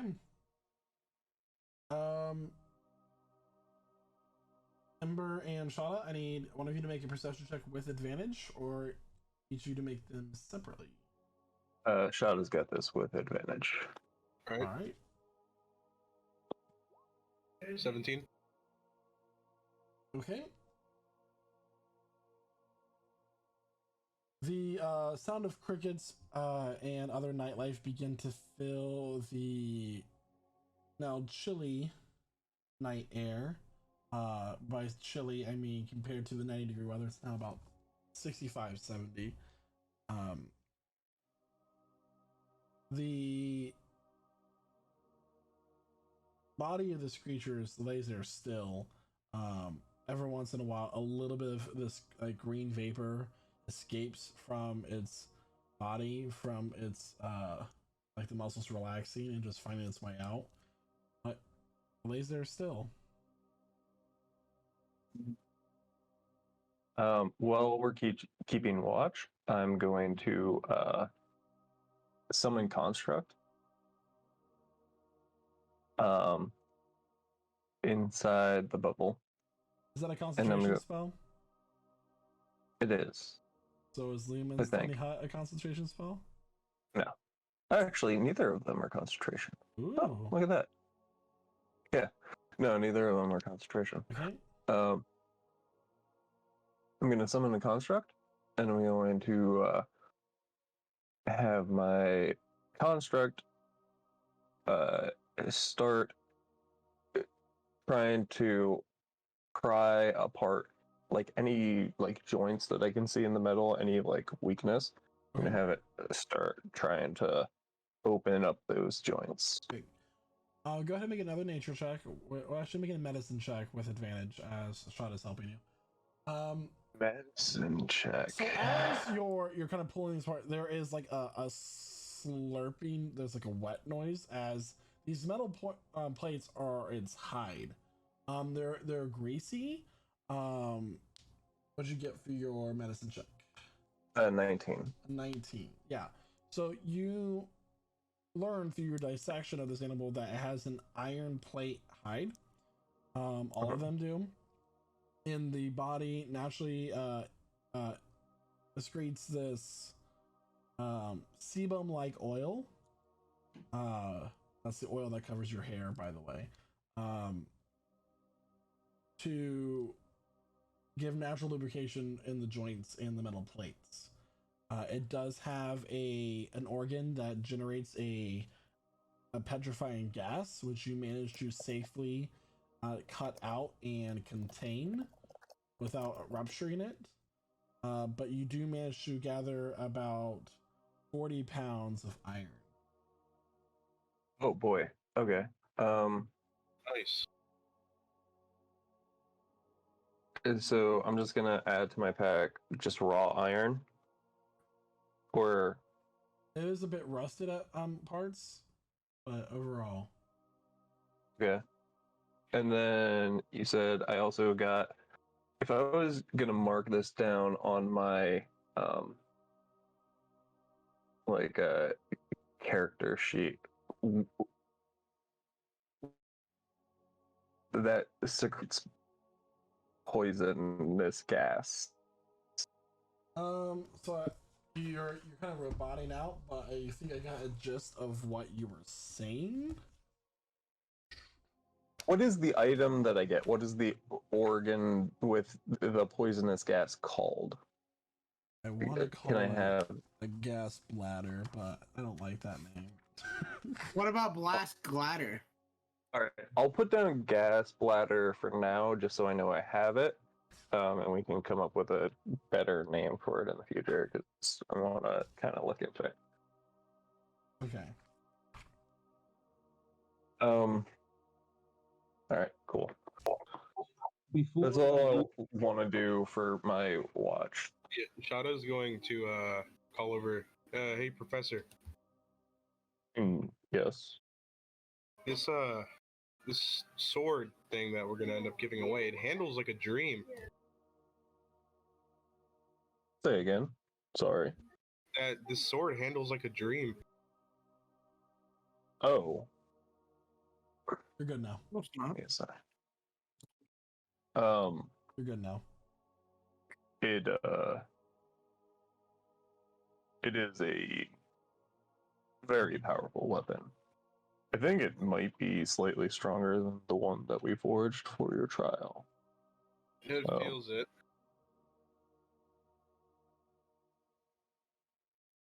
It's a lot different though. Yes, very, very much so. Never had It's shoots out like a blade this way.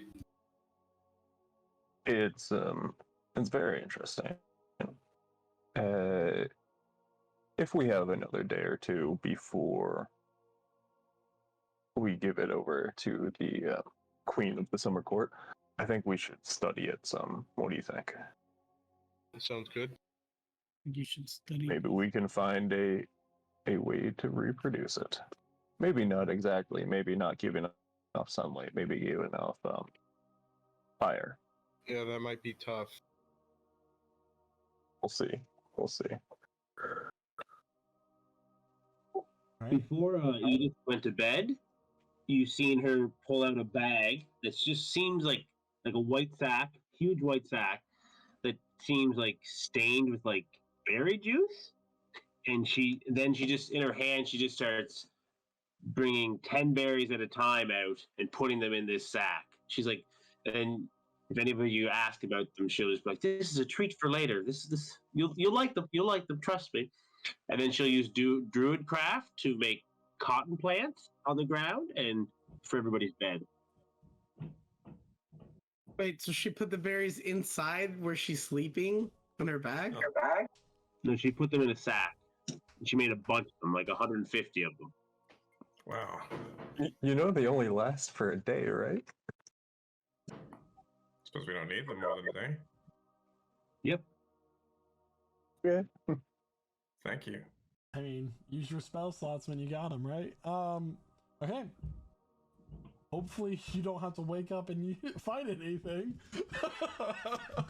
All right, so your guys' watch ends, and soon it's just Jack. Gotta make a perception check. Jack. Sure. It's Jack and his one eyeball. Mm-hmm. I'm not gonna make you do it with disadvantage. I'm not that mean.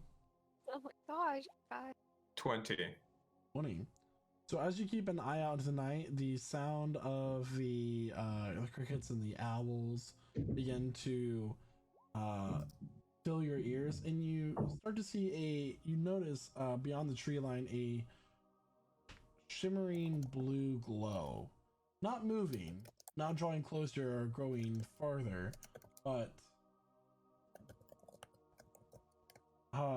just beyond the trees. Beyond this clearing of which you are residing in now. Shimmering blue glow. Mm-hmm. I look down at my shadow. Alright. So there's something out there. Clearly. I mean, there's always something out there. The real question is it going to pose a danger to us? What do you think? The shadow, the form stays stagnant. Mm-hmm. Okay. I think I'm gonna sit right here. I'm gonna see if it comes closer. Whatever that shimmering is. As you sit there and close your eye and focus in on the environment around you, you also make out very faintly the sound of trickling water. You open your eye again, and the light is still the same distance that it was. Just as this pale blue glow.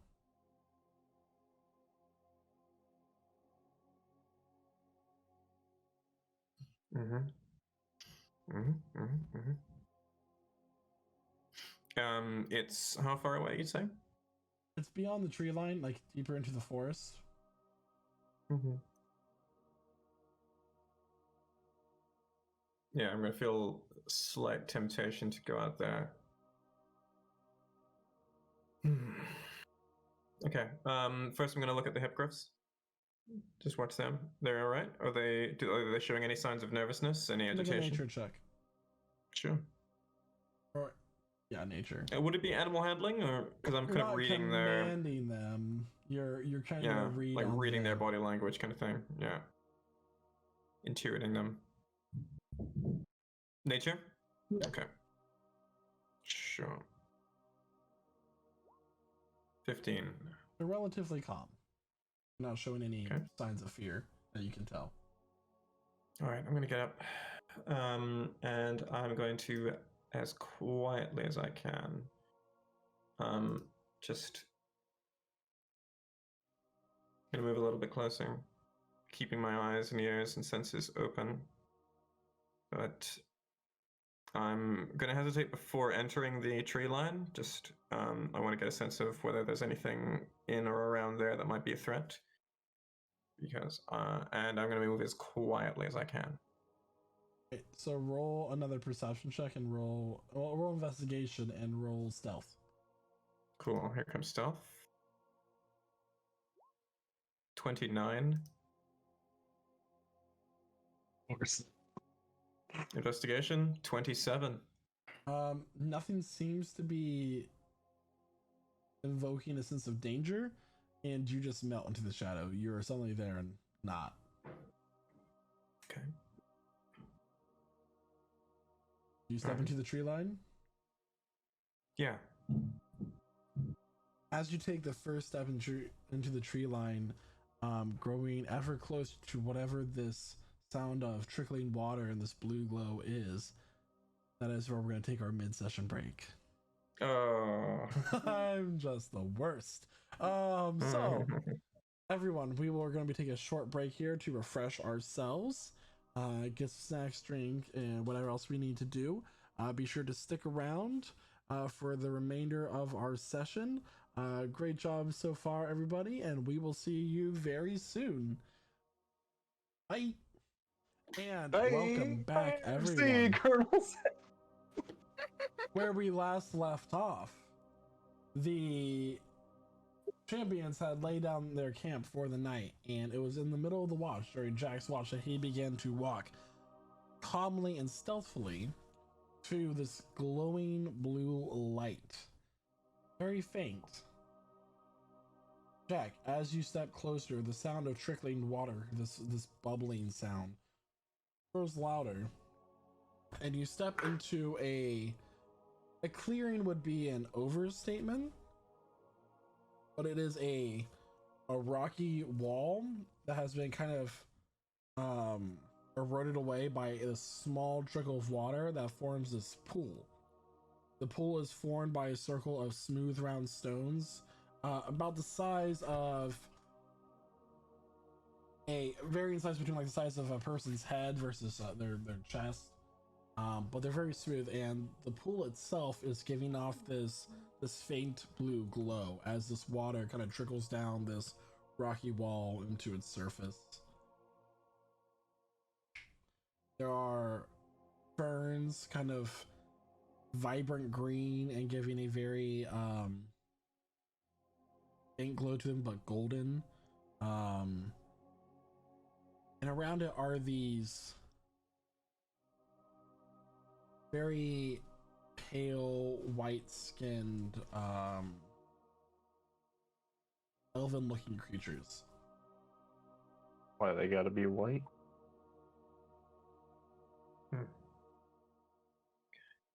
Okay. Elven-looking creatures, so they're sort of humanoid. They've long faces, sharp ears, eyes, kind of. Okay, angled. Are they wearing anything? Are they naked? They are wearing robes, Okay. silver in color. They almost appear to be nude, just so how much the robes match their skin color. But they're kind of like, there's 3 of them, and they're circling around this pool. Oh. Are they doing so in a reverent way? Do they look like they're praying, or are they looking for something? Make a religion check. Religion check. Okay. Okay. I was hoping for just to get a sense of what they're up to. What they're thinking. 18. 18. You kind of sneak closer. They don't seem to notice you yet. And you notice that the pale blue light is not emanating from the pool, but you look up and the silver light of the moon is refracting through directly into this water, which is giving out this blue glow itself. And you sit there and you think, and then you realize that this is a ritual paying homage to the moon itself.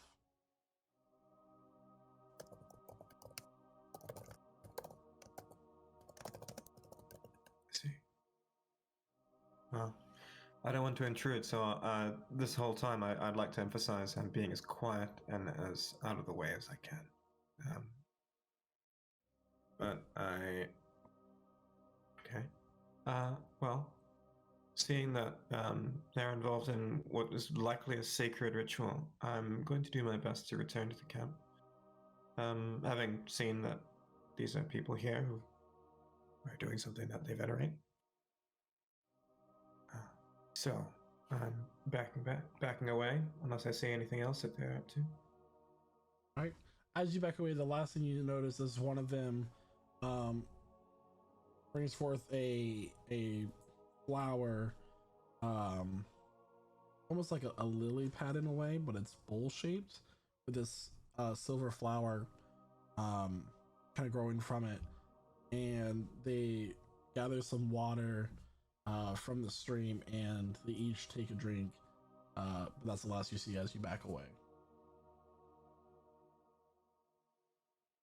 And you are able to return to the camp.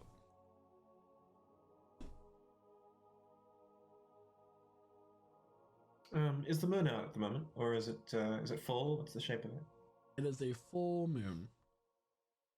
Seems to be a little bit larger than others. How many moons are there? Currently, there's one in the sky. Okay, I'm gonna go back, check on the state of the hippogriffs. Hippogriffs are fine. Anything else you'd like to do for your watch?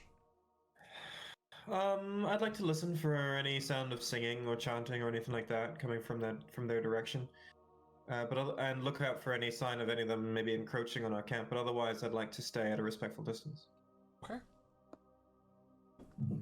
No sounds of chanting or anything like that. But as your watch comes to an end, the blue light fades as the moon has moved past the highest point in the sky.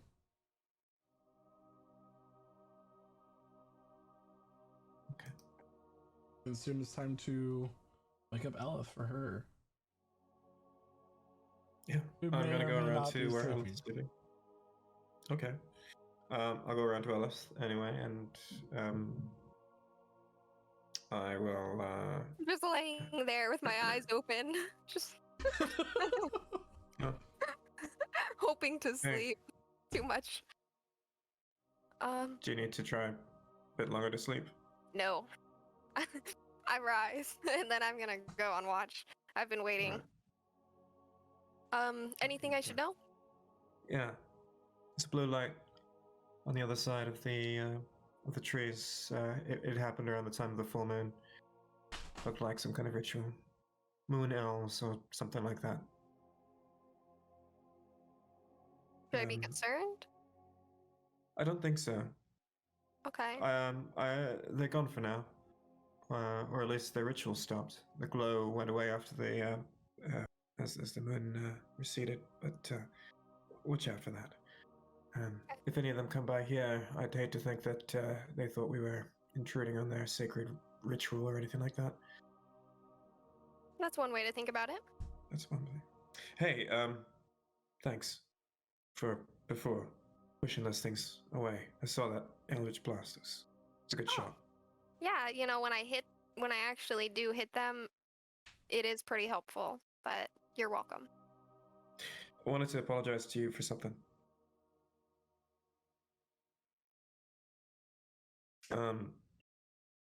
You mentioned a little while ago not to go down to the basement. Now, you ever get that thing where someone tells you not to do something and then all you can think to do is do it? Yeah. Well, see, I came to that town where I met you all, and one of the first things I hear is children are going missing. The next thing, I'm meeting a tiefling who's telling me very specifically not to go down to the basement. That on its own is not worth all that much suspicion, but there was a few other things too. The sound of bodies being dragged, the shifty way you were talking about, something down there, clearly your arcane power. I wondered if maybe it was you. And I want to apologize for that, because obviously I was wrong. And of course I didn't find anything suspicious down there in the basement. I just take this sort of thing very seriously. Children going missing. So you're saying that you thought I stole all the children that went missing during that whole little moon situation? No, I'm saying I wondered. I'm saying that I didn't want to just let that go unsatisfied before I found out for sure. But I wanted to apologize for not seeing you really until later. I accept your apology. The best way to make that apology to me is just don't go in my basement anymore, and we'll be a-okay. Deal? As you wish. I'll nod. Okay. Next thing you know, you'll just be in the basement draining fluids. Y'all don't know what I do in my basement. Y'all are so nosy. I'm asleep. I wish you were in the basement. Anyway, is it my turn for watch now? It is. Woohoo! So, I would like to make mental notes of what Elith is thinking right now. First, she was very taken aback by that surprise of an apology, and she was actually very pleased. And now she does feel a little bad about what she's gonna go do, because it does go against that principle. But tonight during my watch, I would like to either like walk around the clearing or maybe even fly on my broom a little bit, and I would just like to find a living creature. Like a rabbit or a deer or a bird, an owl, something like that. Hopefully the bigger the better. So I would like to look for something a little larger. Make an investigation check. Sure thing. I got a 26. Yeah, you managed to find a doe. This specific doe has all white hair. Its antlers. Sorry, it's not a doe. It's a stag. Almost silver-like hair. The antlers are large and branch out. And it's just there in the forest, kind of giving off a faint glow as it reflects the light of the moon above. Okay. Now I have a couple avenues here.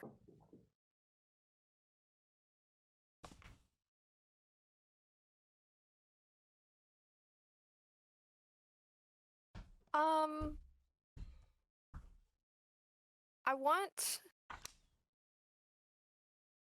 gosh, I can't tell if I just want to kill it now or if I want to charm it and take it back to the camp. Sorry, I'm not laughing at you. No, I wouldn't blame you if you are. No, I just can't make this decision. My puppy totally just like rolled over, chewed on her toy, and rolled off the bed. So sounds like an excuse. No, so what I'm would you like totally laughing at you, so go ahead. Is this doe very intelligent? Or the Stag. Is the stag very intelligent? Make a nature check. Okay, let me make that nature check. I got an 11. I mean, it seems like in terms of intelligence, as smart as any other deer that you know. Okay. I would like to cast Animal Friendship on this stag. It has a Wisdom 13 saving throw. I don't know if... Okay.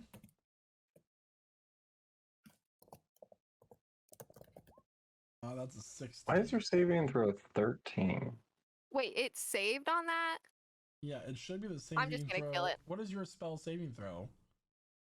The saving throw for Animal Friendship, it says that it's it says it's 13. It says it's a save on a Wisdom 13. Shouldn't you use yours? Or you're casting it from your ring, I know that. I was looking at a spell. Would the ring just do better? It is a Wisdom 13 according to your your character sheet. They both are. Yeah, I'm just gonna kill it. How are you gonna kill I'm it? just gonna shoot it twice with Eldritch Blast. Let me find that real. And hopefully it doesn't get completely mutilated. Okay.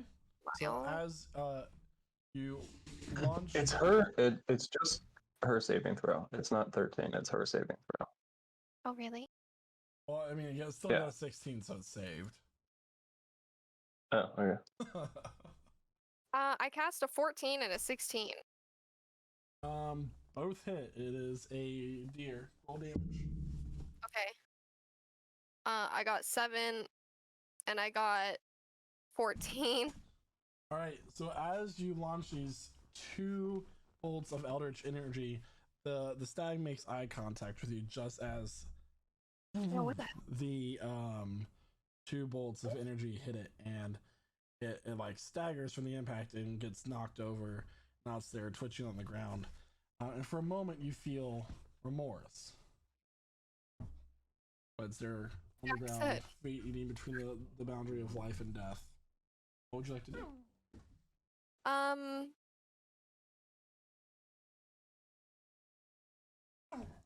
Well, considering that I need to use this, how heavy is this deer? Can I pull it? What's your strength modifier? It's what was your very low. It's very low. What's your strength ability score? 8. It's gonna be hard for you to move. Okay. You can make a strength check. Let me go ahead and make that strength check and see what I can do. It's gonna be a little high. Yep, I got a 2. Yeah, you can't move this. It is a big old deer. I guess I'll just set up here. I guess that's just what I'm gonna have to do. I'm gonna go ahead and cast a circle around this deer. And I'm just gonna pull out my prayer beads, pull out the bag of left hand bones of Anelia's, and I'm just gonna go ahead and I'm just gonna start praying to Orcus. I'm gonna say that, I'm gonna reach out to him. This is for him. All that good stuff. And then I would like to kill the deer. I will stab him. And then that'll be the situation. So as you cast your circle and hold on to your talisman and your prayer beads, you effectively finish off this deer's life by sacrificing in the name of Orcus. For a moment, there's silence, just like every other moment you've had with dealings with this being. And there's a swift breeze,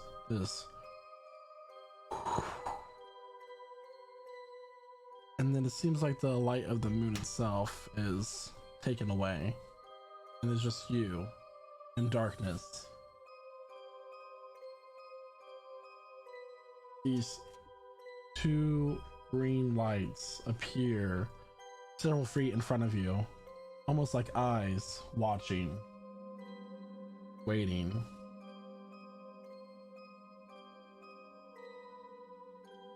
What would you like to do?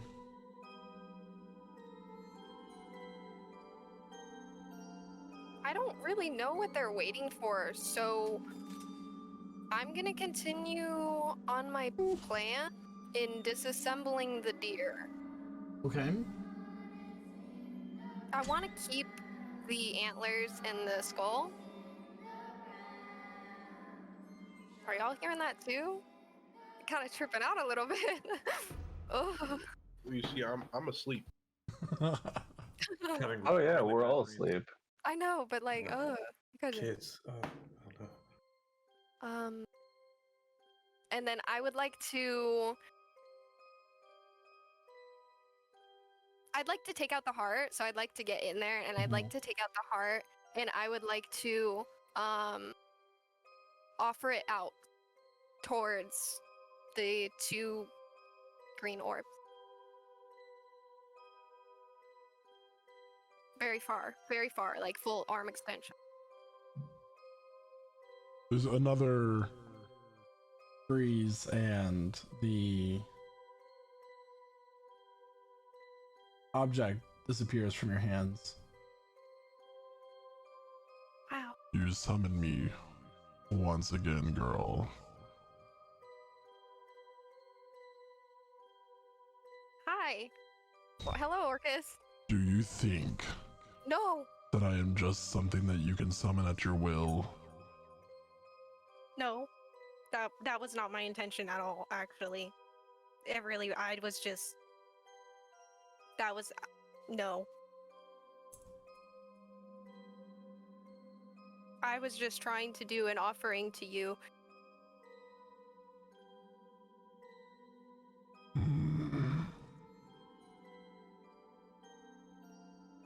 Where are you? Where am I? I gave you a task, did I not? You did. I had to take a detour. The summer, the fake queen of the summer court, she stole my son and a couple of other individuals, and I had to deal with that before I could continue working on my plan.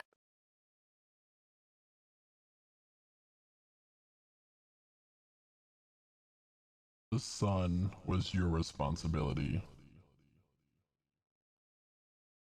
I spared him for your sake as a reward for the ones that you freed to do my bidding.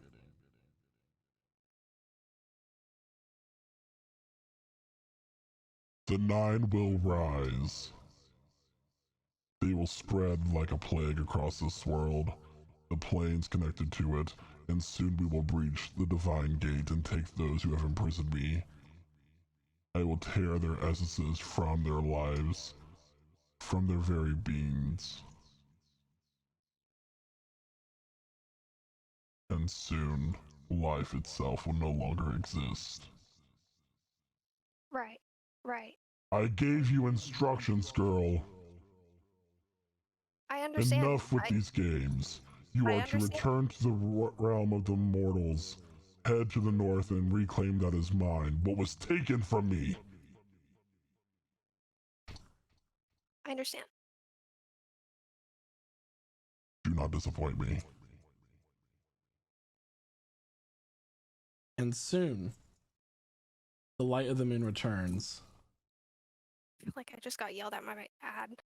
Oh my gosh. And you look down for a moment, and your hands are covered on rotten flesh, exposing your bones, and then you blink and it's back.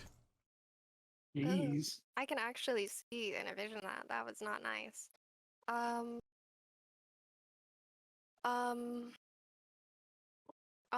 Okay. Okay. Restart. We need to get this all packed up, so I'm gonna go ahead and pick up that deer head and head back to the camp. I'll bring everybody. Actually, let me break that circle too. I'll go ahead and bring everybody back here, or maybe I'll just come here in the morning and get some. No. I'm going to go back and finish my watch. Okay. I'm just gonna let that deer stay there. We're not gonna go towards it. We're not gonna approach it in the morning. We're gonna let it die in the woods. Okay. Let it die. I mean, you already removed its heart, but Let it die. You know what I mean? Let it rot. Let it decompose. Yeah, that was nice. Great. So as you return back to the campsite, you notice that the sun is now rising above the tree line, and the bubble is blinking out of existence. Many of your party members are awake as you enter back into the clearing, or just That not is waking not up. What I wanted. Ooh, I'm waking up. I'm awake. What's going on, everybody? Good morning, sunshine. Ellis like sweating because she just ran back all the way from the fucking edge of the clearing. This one's been out in the woods. Who? Who? An owl? Yes, the owl. Who?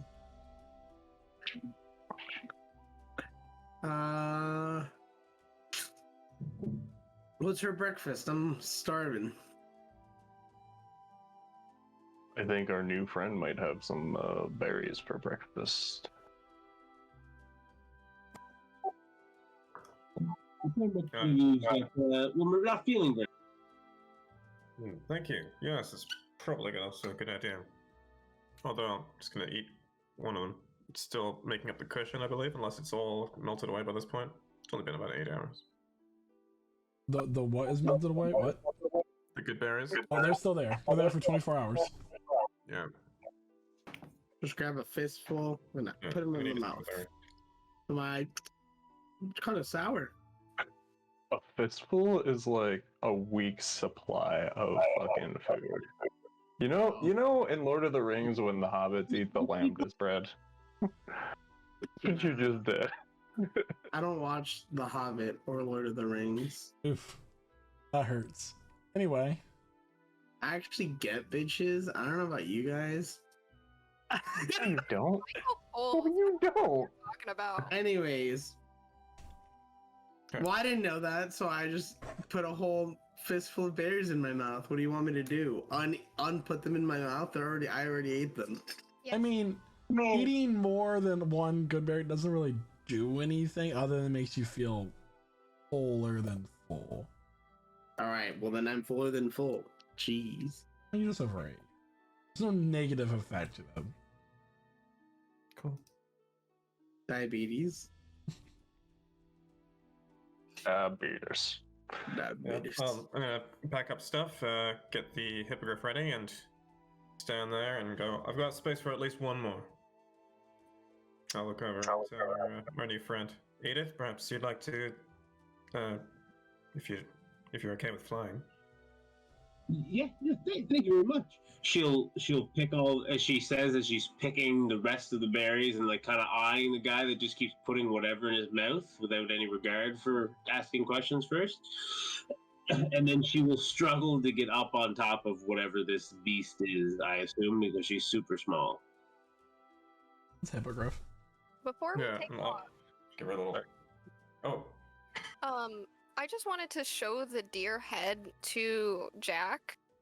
So I'm just gonna come up and show you. Look at this. Oh. Yeah. What did I found? I found it in the woods. I don't know what direction you were telling me that blue glow was from.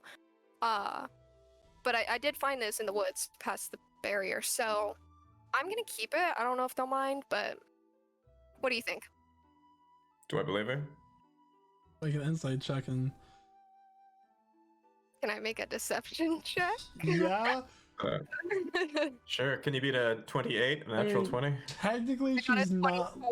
Technically, she's not lying though. So she did find the deer. She did not find the deer head. Regardless, I'll smile and I'll say it. There's something more to what she's saying. It's like you can tell that she is lying by telling the truth. Right. She's attempting to mislead you. Lie by omission. I'll look at the deer and go, looks like it could be delicious. Good thing we don't eat from here, huh? Hmm. I'm gonna well, go we ahead don't accept and get gifts. gilded when we get back. True. It'll be nice. It might not smell very good after a little while. Might want to leave that behind. I'll clean it. Hmm. How'd you say it died? Was the head like that already? Yeah. How did it die? Yeah, the head was off. The head was off. Head was off. And what was the body? That way. Hmm. It was dark. Anyways. Good thing they didn't attack us last night, huh? Oh, yeah. For sure. Yeah. We got a long rest, right? So I can, like, sort spell slots and stuff. Yeah, you all got a long rest then. Oh, yeah. Cool.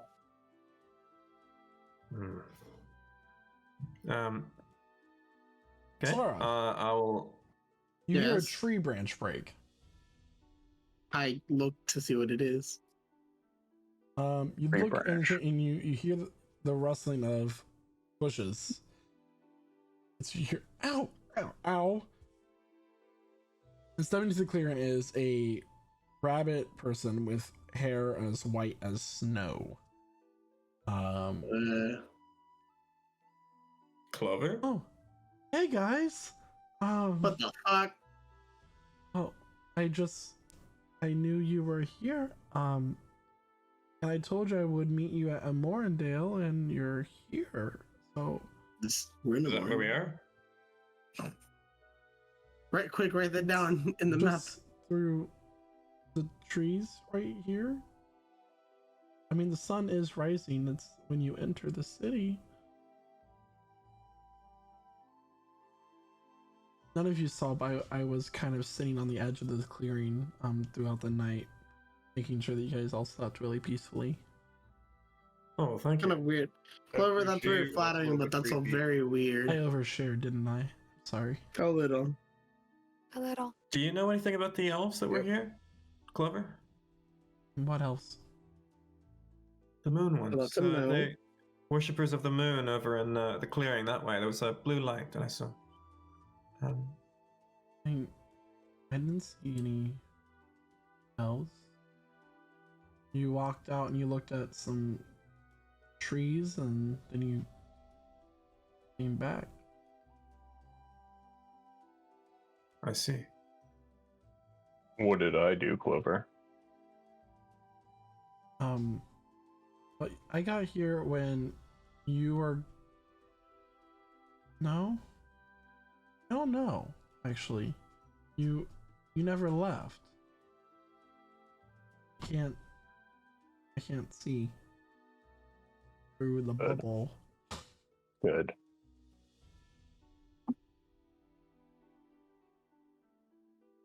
I want to do a thing, but I'm gonna DM you. Okay. You can continue. This doesn't need to be like an immediate Anyway, answer. the city is just,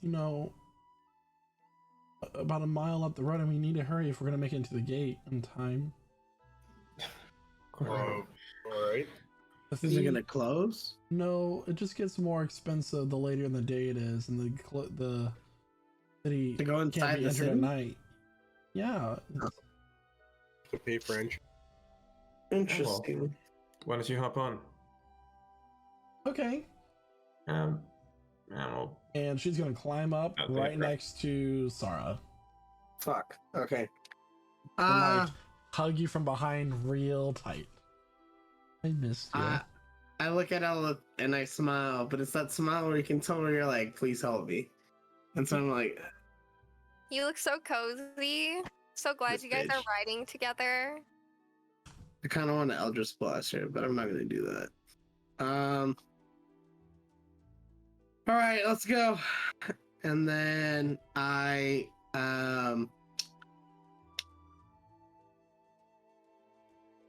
pull on the reins and lift up so my hippogriff can start to hover in the air.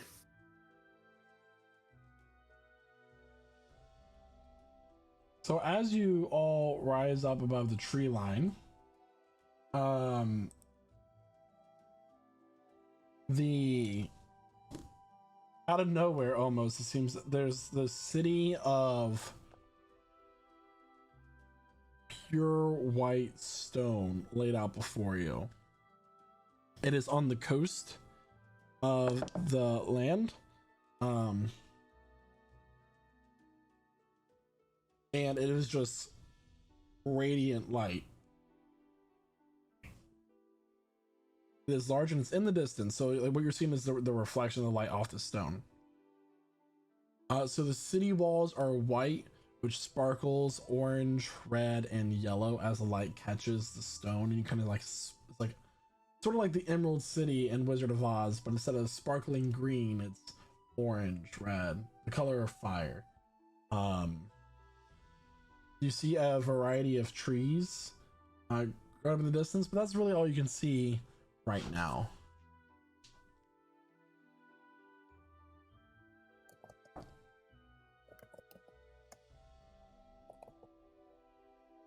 Is this where we're meant to be going? Well, you guys wanted to see the... Well, she's kind of like yelling it louder. She's like, you guys wanted to see the Summer Queen, right? We do. Do you want to see the Summer Queen? Yes. That's it then. Well, any preparations to make before we go in? I'll say to the group. Other than maybe cleaning up a little and looking presentable, no. I think we'll be That's fine. probably a good idea. Snap prestidigitation and Right. You're right, and I will snap prestidigitation myself, and then Shada. Appreciate it. I meant magical preparation. If this whole thing goes south, as you know these things tend to do, I wonder what our escape plans might be. I mean, might be good to have some kind of contingency plan. For instance, we should probably keep the hippogriff somewhere secure and reachable. And as we look around, is there like a stable or anything secure, or I don't know. Like I'm kind of looking around for. Wouldn't it be cool if they made a thing where you can just like blow a whistle and it shrinks your hippogriff, and you can like put it in your pocket, and then you can take it out, and then you blow the whistle again, and it grows. That'd be so cool. Anyways, Pretty convenient. I'm grateful folding. I would like to make note that Calwyn and Zark are probably somewhere in the city, so we will have to find them before we like escape super quick. Because Ember, I think you have a portal. Help me out here. Something to get out. You have some kind of escape plan. It was either you or someone else, but we can't do that and then just leave them here, right? We have to get them before we go. That's what I think. I believe Earl said we would find them along our way. I don't think we need to go out of our way of looking for them. I don't think Earl tends to be pretty smart with these things. DM, as we look down at the city, is it noticeable what the population is looking like? And in particular, can we notice any law, like city guards, that kind of thing?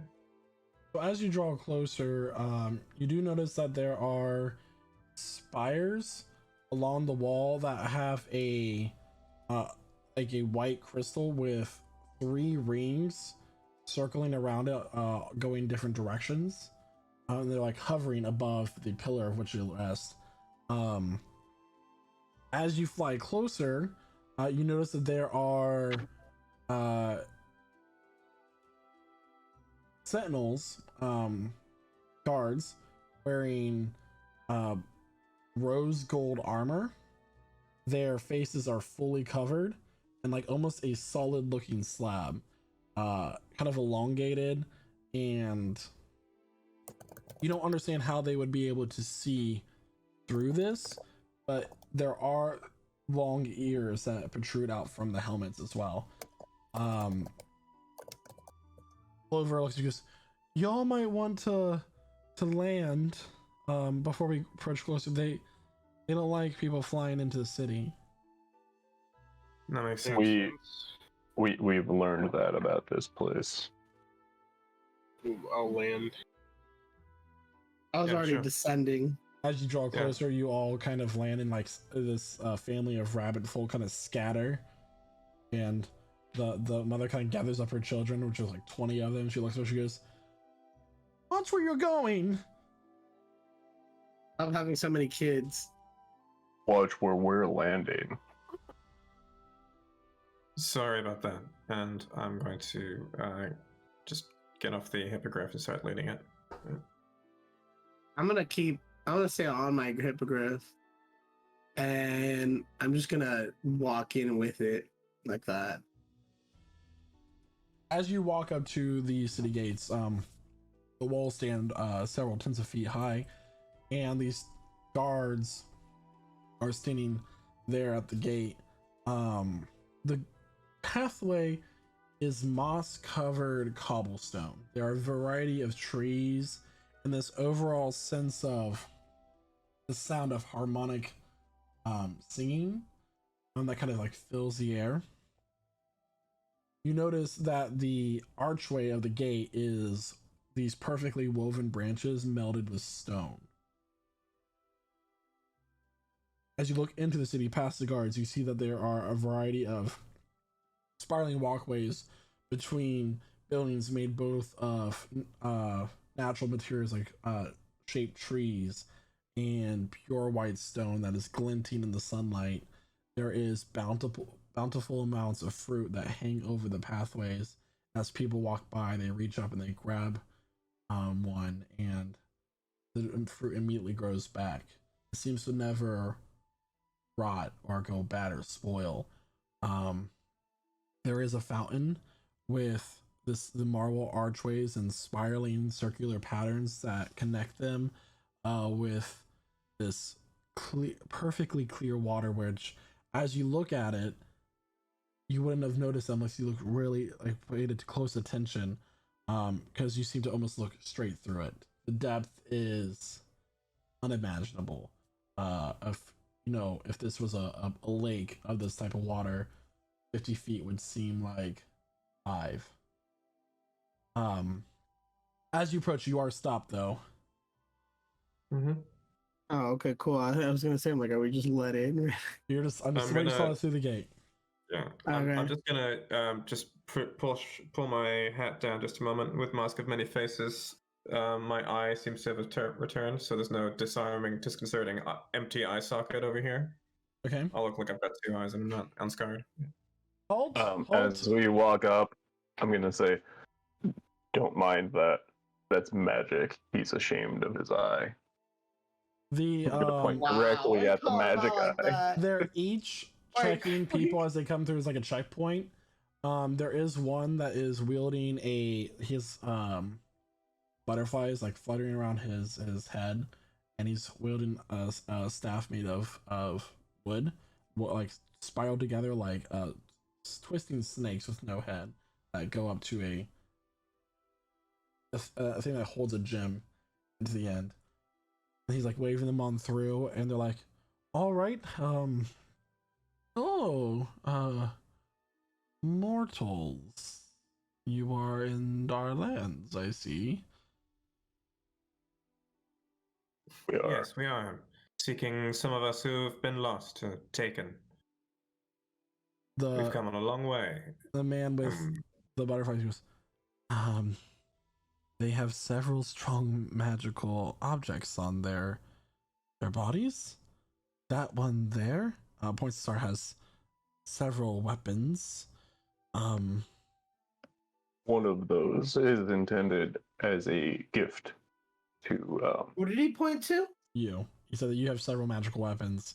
Then he points That's my to Ember, goes, penis. that one Oh. can read thoughts. We know that is my shaft, good sir. Uh, Unless you mean this. This one And then I has point it out. And then I put it back on. item.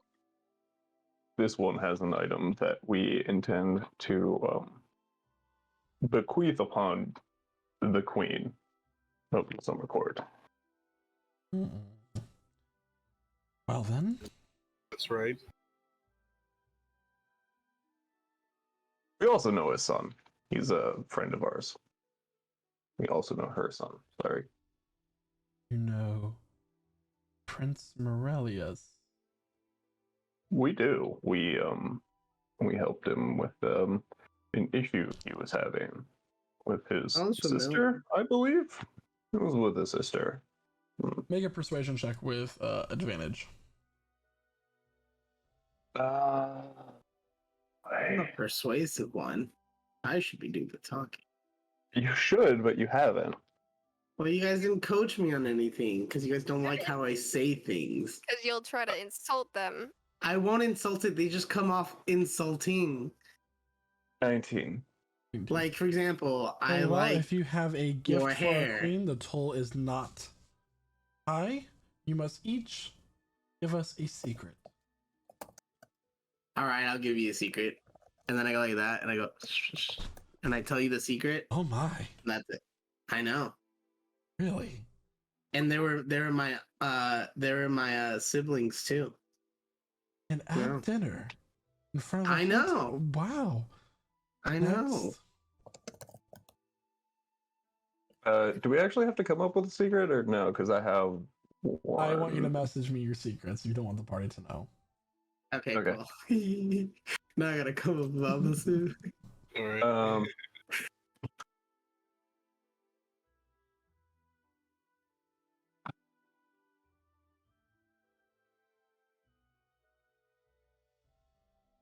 And as you walk by Ember and divulge your secret, it says, and no mind reading.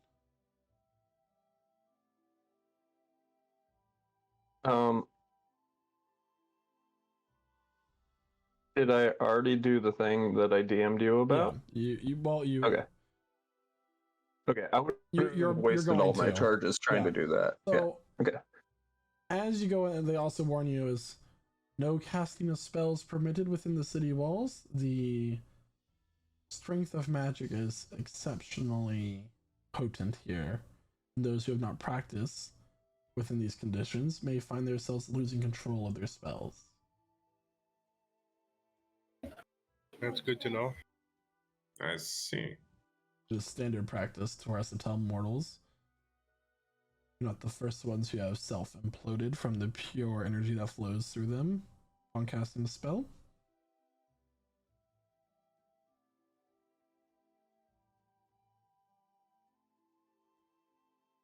Alright, so, as you all are coming up with your secrets, Oh, I just sent you mine.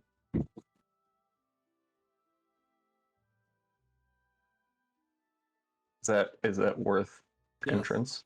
Yeah, I can't figure out if mine are any good. I can't remember. What do you think of that? Alright. Some of y'all are messed up, but okay. And when you say some of y'all, you mean Sarah. That's it. Some of y'all, aka Sarah. Anyway. You gotta admit, it's pretty good.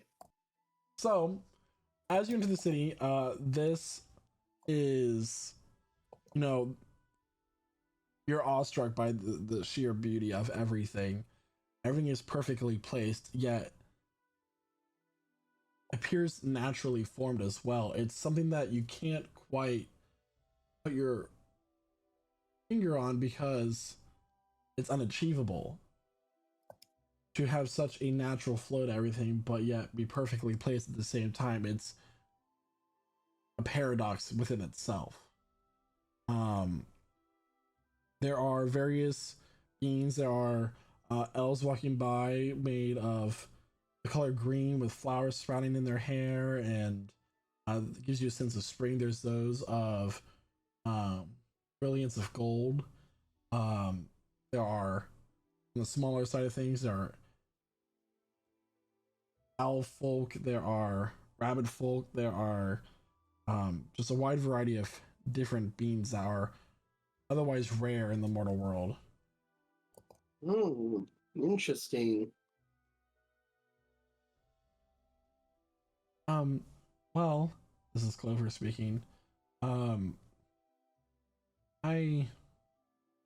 anybody want to go play cards? I have a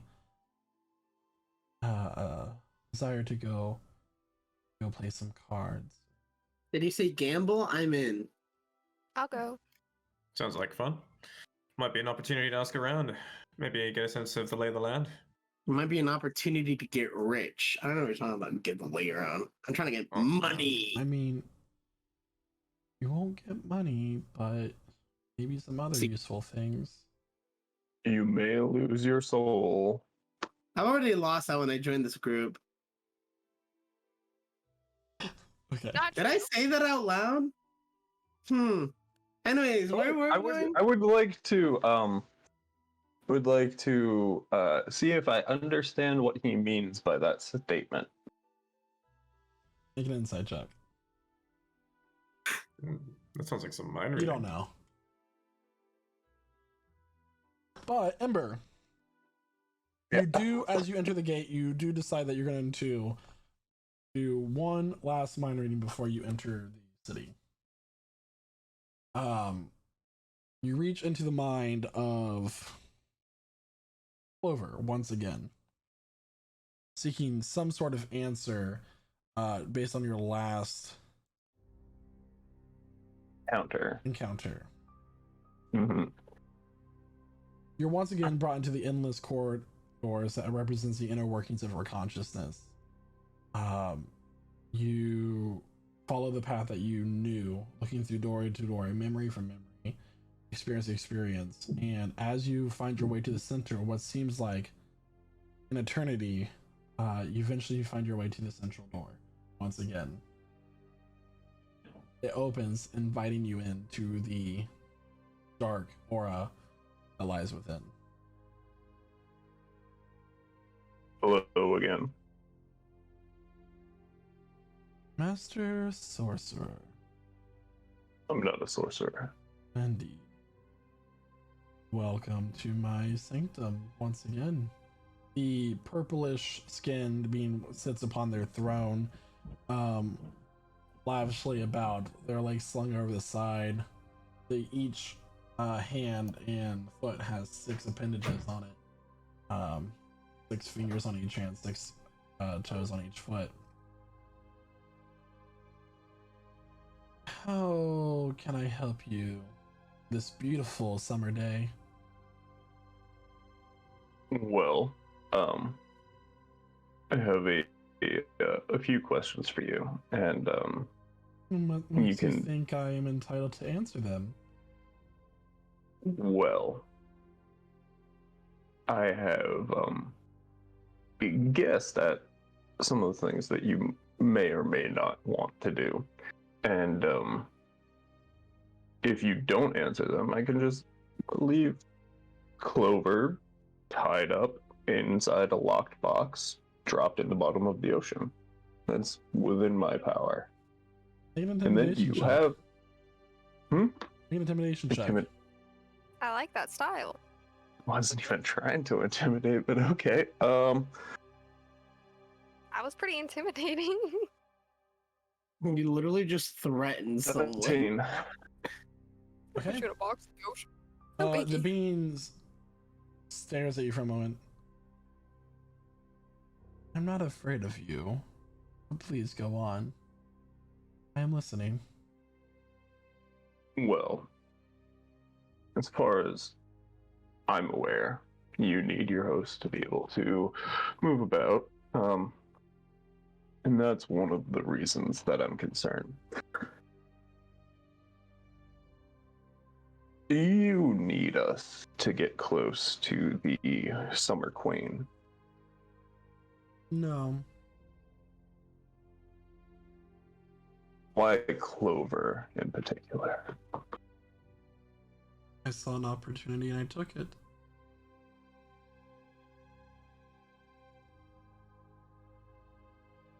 Does your end goal affect me or do you want it to be the young people that I am taking care of? Does it affect us at all? My desire is to simply make someone else angry who I do not like very much and impede on their plans as much as I possibly can while having some fun along the way. A smile showing these two things in place of their canines. That person. Do I know that person? The person that you want to impede on their plans? No. Not yet, at least.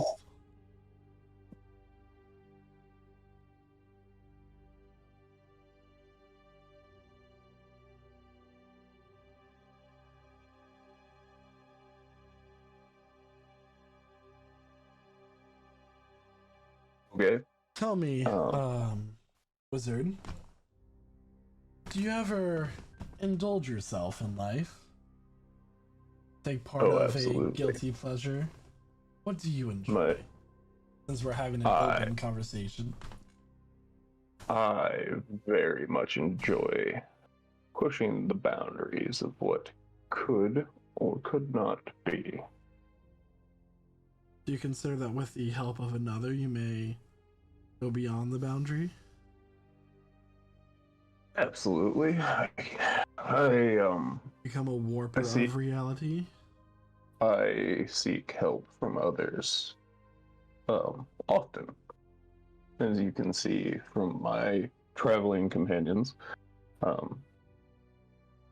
I do not reach out to deities lesser than Mistra herself to guide me along any sort of path. Well then, do not mistake me. I'm not looking to make you into a thrall.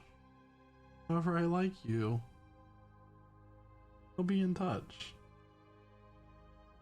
He just kind of waves his hand, like casually swatting away a gnat, and just like that, you are plunged out of the room back through the corridor. You're whisked away back to reality. What seemed like hundreds of years of you exploring this corridor, you just stepped through the gate. It was a fraction of a second in the Feywilds. You are going to take some psychic damage. Do I get any kind of saving throw against the psychic damage, or just I'd take it? You're taking it. All 16 right. points of psychic damage as you have a splitting headache. Cool. And what just happened to me shouldn't be apparent to anybody. No, we're just kind of walking along. Yeah, literally, the time it took between you to lift your foot and place another step, all of that happened. Okay, cool. I want to do a thing real quick for myself. Fuck. All right. You guys,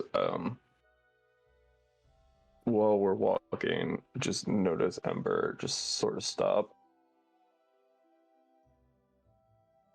Like, take like a deep breath in, shaky breath out, and then just puts his head in his hands and just like breathes. Catch a bad thought. Or did the thought catch you? Am I right, fellas?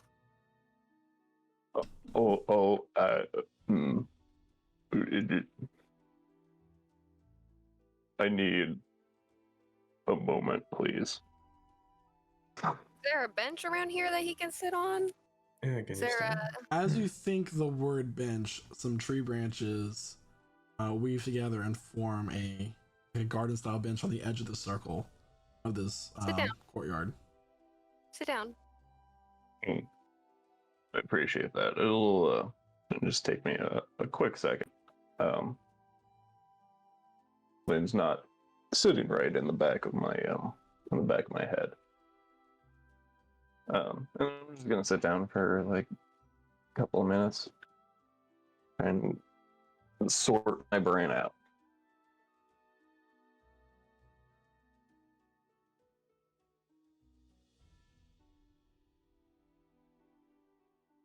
Well, I guess I don't get to play cards then. I guess not, buddy. Clover.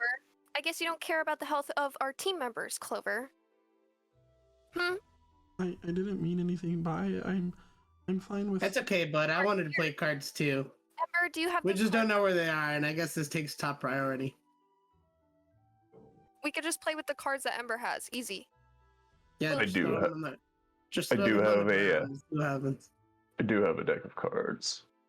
I don't think we're allowed to use those in the city because they're magic. Clover, would you like to pull one? We technically aren't using magic. Oh. The cards are. Persuasion check.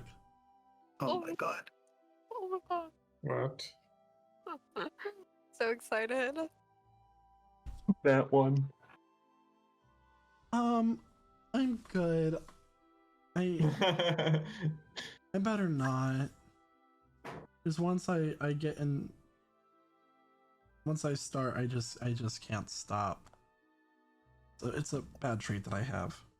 So what are you, a Pringles? Why would you go in the first place? You know what, Clover? Let's go play some cards. Yeah, I'm feeling better. Let's go. All right, let's go. Woohoo! Finally, we're gonna have some fun around here. Do you drink water, Ember, or does it evaporate? He's not made of fire, guys. He's literally, is he not? I'm kind of made of fire. Like the beard and the hair are like fire. Is he not made of fire? Am I crazy? Fire is really hot. When you put water next to a fire, it'll evaporate pretty quick. So how I imagine Ember is his skin is like hardened magma, and his hair is like actual flames. I imagine Ember like his skin is like wet. Yeah, no, his skin is like leather that's been like wrapped over like molten steel, and then his beard and hair is just straight fire. I'm gonna be completely honest. I have no idea what that really feels like. I know what leather feels like. I hope you don't know what molten steel feels like. Right, but I get the. I do.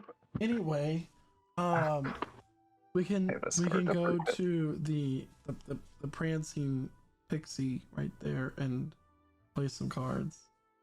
What do you call me? Or we can go to the Sugar Plum Fairies. It doesn't really matter which. All right, team. We want the Sugar Plum Fairies or the Prancing Pixies. Sugar Plum Fairy. Sugar First, Plum. the type of bar we want to gamble at. Personally, I'm down for Pixies. What? No, think about Overwatch. Outside of roleplay, outside of this universe, okay? Bring it back to real life. Think about Overwatch. Mercy, okay? Okay, we're talking about real life. Think about Pixies and drugs. Oh, you're right. You know what? All right, back in game. So anyways, I think Pixies is a better place. They might got magic dusts. We might even score. You're right. You're right. We might score. I'm looking at you, big man. And I point at Kelvin. Oh, he's not with us. I point at Ember. I'm like, I'm looking at you, big man. I still have a headache. We can go wherever you two children want to go. We're trying to eat some bitches. Jesus. All right. Let's go. I lead everybody into the what was it? The Hollow Pixie? Prancing Pixie. The Prancing Pixie. Okay. Pixie Hollow. So it's a walk. You're going down this these twisting paths, and you walk down a staircase that's kind of spiraling around a tree trunk. And you go to a lower level of the city. It's still beautiful, but this would be the less desirable part of the city. You know, despite being Fey, it's so this part of the city is the bad part of the city, but it's still like Soho of New York. It's still nice, right? As you walk What's down, New York? You get a sense of, you know, there is a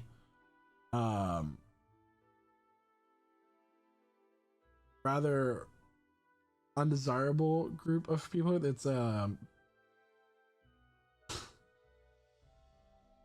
there's like mushrooms glowing. There are more. It looks kind of subterranean in a way, despite it not being. It's more shady.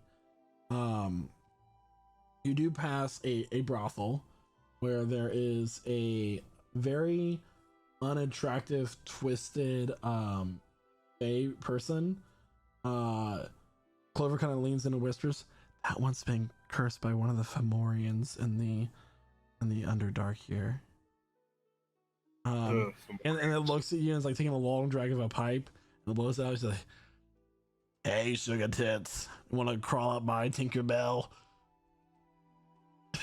And you kind of just like look away and keep going, and eventually you make your way to a place that says the Prancing Pixie in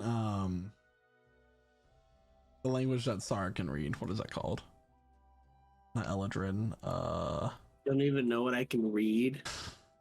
I can read Elvish, Sylvan. Sylvan, there it is. Sylvan. Yeah, and Elf can read it as well. You make your way in, and it is a lively place. All of the tables and chairs are growing out of the floor.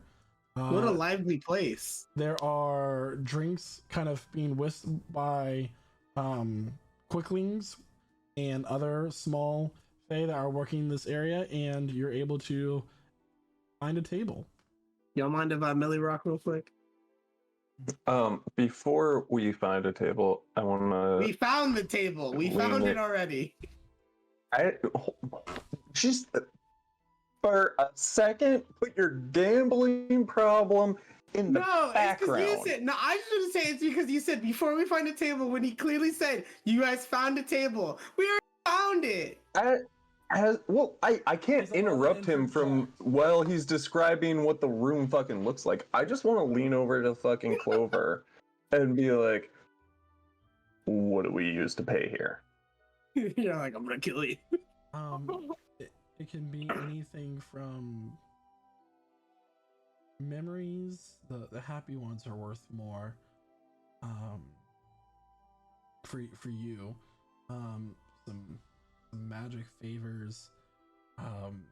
Sometimes if things get really high stakes, a few either fingernails or toenails, personal belongings, locks of hair, saliva, that sort of thing. It's all standard. Dangerous. Standard. I too trade my fingernails.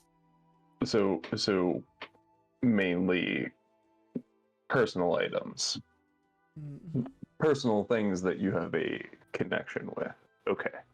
Thank you. Yeah, so did I overhear that at all from where I'm standing in the bar area in this little tavern? I mean, I would have done this as we were walking in. As we were walking in, so I would have heard that. So yeah. I'm just gonna make note. I'm not buying anything. And Sarah, I'm just gonna go looking for the straight gas off the jump. If you want to come with me, you can. But I'm not wasting my time and resources at the bar. We're not gonna gamble. I'm not gonna do that. What do I have to gamble? I barely. I mean, you have other people's hair that you can give. Oh my god, you're right. All right. Didn't like the first good portion of our sessions. Just for it. You're right. Didn't our first good portions of our session, you're like, can I take their entrails? Can I take their bones? I usually just put it in my journal, and I have little notes on everything I do and the conquests that I make. But if I'm in a hole, I can just pull it out of my journal. You're so smart, Sarah. Let's get in there. All right, let's go. Let's get in here. I gotta see in my bag to see what I have to gamble.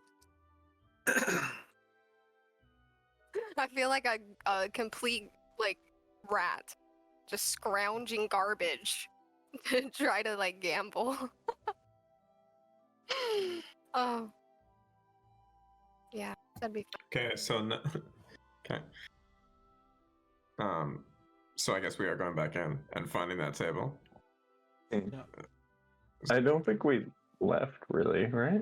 No, Yeah, we're walking towards the table. Oh yeah, we're kind of like in the place right now. So Yeah. at this table there is an Eladrin or an elf that has sort of like this long silver hair that is shaved on one side and it flows down to their shoulder. There are silver rings going through their ears, and kind of just a kind of purple lipstick as well. And it's the only table where all the rest of you can fit at, the 6 of you. Okay. Good evening. Hi. Not much talkers around this table, are there? Anyways, what y'all playing? What's Aren't we sitting at a table? Would you like to join me? I look at the gang. Thoughts? Call me a thought. Yes. I don't care We what will they're join playing. you. I'll just do it. Oh, for now. Y'all gotta live life on the edge. If you guys aren't edging, what are you doing? Oh, dude. Oh, what are we playing? Goldfish. Goldfish. I'm good at that one. I was looking to play a little something less childish. But first, may I have your names? No. You can call me You can call me you. the professor. You can call me Horned Lady. You can call me Pretty Princess. Pretty Princess. Aw. And what about the other two? And you, little one. You can call me Jack. Bitch. Call me Grimhide. Clover looks at you. He goes, you can call me Dandelion. I like that name. I like that. It's a lot easier to spell than chrysanthemum. Anyway, all right. Well, we can play Jip. That sounds fun. Very well. For those of you who do not know, I have some dice here. You put up your ante. We all roll. If you come up with a 7 or a 12, you win. So just automatically? 2d6. Your goal is to come up with a 7 or a 12, which are the two, I think, most likely combinations. Likely sums. I was gonna grab my actual dice, but I'm like, nah, I'm too lazy for that. Okay, a 7, 2d6. 2d6. But before we go, she goes, Yeah. Does anybody want to start the ante? Start the ante, eh? Don't look at me. I'm not playing. Sure, why not? I go into my hair and I pluck one piece of hair and I put it down on the table. Very well. He matches. Anybody else buying in? Clover also joins in. My DM do something. Okay. I'll do it. Does that work? That works. Wonderful. There is no minimum bet. There is no maximum. Whatever you give, you can return with more, or you can lose it.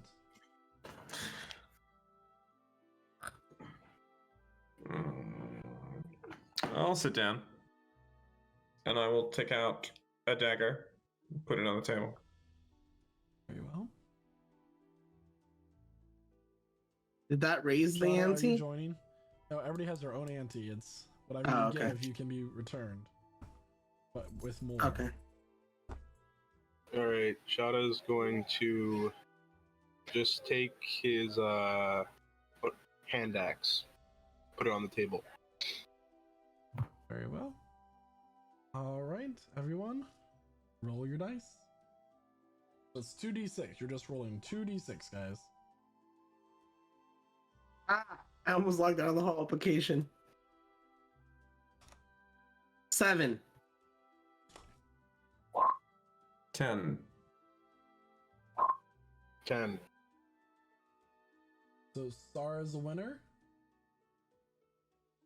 I just do one of these. I rolled a 10 as well. Oh, so I rolled a 7. Right? You rolled a 7? I thought you got a... Oh yeah, Star got a roll 7. All okay, right. cool. So we're rolling for 7s. The elven woman takes the items, except for Sarah's. Sarah, you look down your arm, the scarring is gone. What?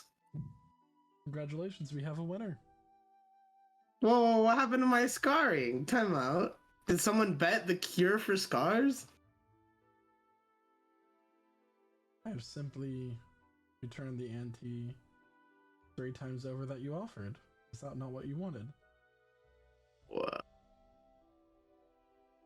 Cool. So, Jack gave a dagger. Was it just a normal dagger, Jack? It was. Okay. Shada gave a hand axe. Was it just a normal hand axe? Did it have any personal? That's right. Okay. Normal hand axe. Elith gave a strand of hair. And other person. Alright. So if you lost, you lost. It's 2d6 there, Elith. I noticed that now, and I was just gonna go fix it. There we go. Ooh, off by 1. Alright. I know. Did you want to do another round? So, okay, so if you lose, you lose your item? Correct. Or right? Your, whatever you offer. If you but if you win, you just win. You get the value of whatever you offered 3 times over. So you don't win everybody else's stuff? No. Okay, that's what I was wondering. All right, now I'll bet some actual stuff. She is the dealer. Think of like blackjack. So the dealer, the dealer gets to decide what the value times 3 is. No, there's a very concrete set of rules of the Feywilds that you guys just don't understand because you can't wrap your minds around it. Okay. Clover is having the time of her life. She takes a black wand and sets us down and goes, "I'm all in." Oh my god. I would like to join this. I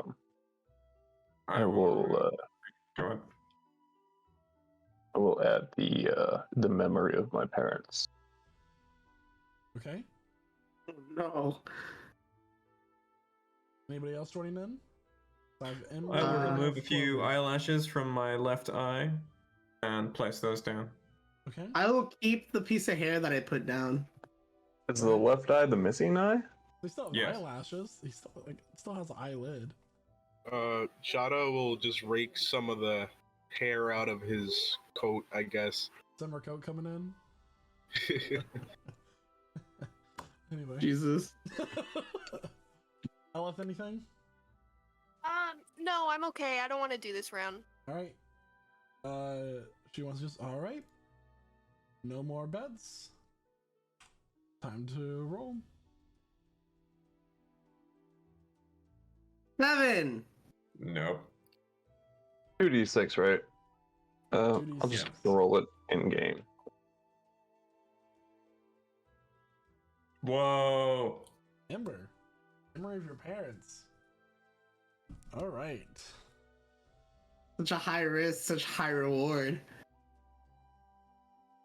They're gonna know exactly where they are and what they're doing. Oh, they're both dead. They're both dead. Ember's old as fuck. Ember's old as fuck. Remember? Oh no.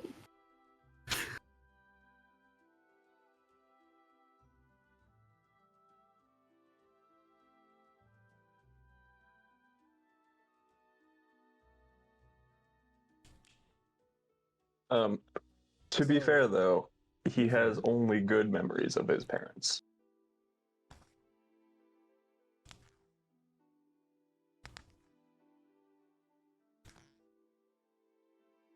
Very well.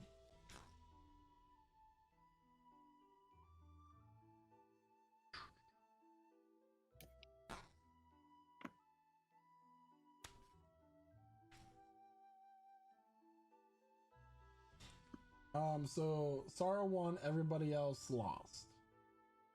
Correct? But Ember also got 7. Ember got 7 too. Ember won, everybody else lost. That's what I meant. That's correct. Okay. Nice. And Tell them what they won. Sarah, you feel a weight in your pocket. Oh, what's this? You pull out your a satchel in your pocket and you open it up and see that it's full of platinum coins. I'd like to politely get up from the table and walk away. Thank you for your time. And I walk away. I just leave. I just get out of there. Okay. Ember, Oh my god. you feel nothing. You receive nothing. However, the dealer looks at you and goes, "There's your price."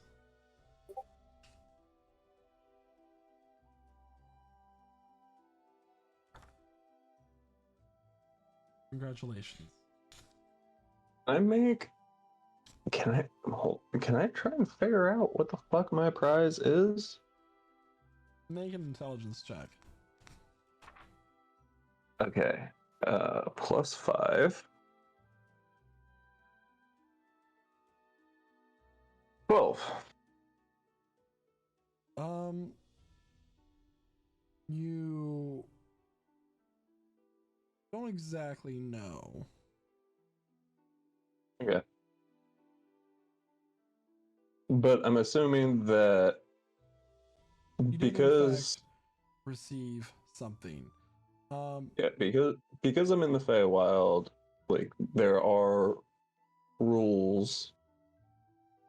So I did have to get something. Mhm. I just don't know what it is yet. Right. Okay, cool.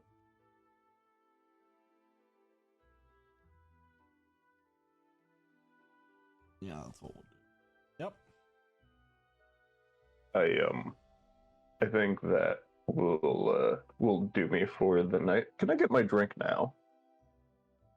Very well. The cost of a beverage. I mean, didn't I do a thing What do you mean? so everybody could get a drink? What do you mean you did a thing? I DM'd you. He did this. I said I wanted okay. to offer my Yes, first days yes, of teaching for a round for the whole bar. Yeah. All right. Yeah. Your So- memories of your first day of These teaching are drinks are around the delivered to all of you. Yeah. I can't do this. They Oh, it's cold. are Oh, it's great. different colors. There's exotic fruits in them. Some of them are bubbling as if carbonated, which is something that you've never really seen before, as outside of ales and other fermented beverages that naturally generate that carbonation. But like, you know, soda is not a thing. This is very interesting. There are drinks brought to you, and there are sugar cubes over a glass of this neon blue liquid underneath. This one is called a Mind Flayers. Enjoy.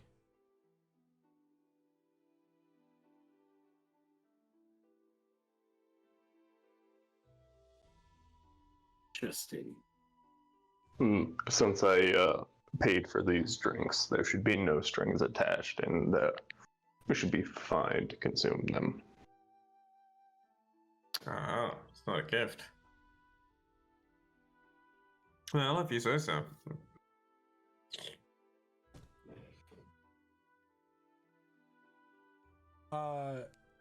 Sarah, you have a bag of 1,000 platinum, which is 10,000 gold. Whoa. Should I convert it to gold now? Sure. Or do I, or is it just platinum straight out and I convert it later? Well, it doesn't matter really. You should really keep the platinum because encumbrance is a thing. Yeah, it is a thing. Gold weighs a lot. That is true. So you said it's 100 platinum? Holding, so. Just don't forget that we do have a bag of holding. That's what I was gonna say. Yeah. How much is that? It's 1,000 platinum. Oh, my bad. 1,000 gold. Yeah, 1,000 platinum. Right. Because that is what's valuable to you. Money. I'm rich. Oh, I'm rich. So as you're kind of like standing at the bar, Ember, the elvish dealer kind of walks up to you. Over. So, how does it feel?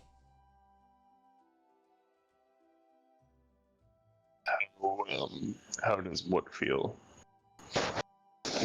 To put at risk so much to win such a large reward. How does it feel? Be frank with you. Not entirely sure what I've won.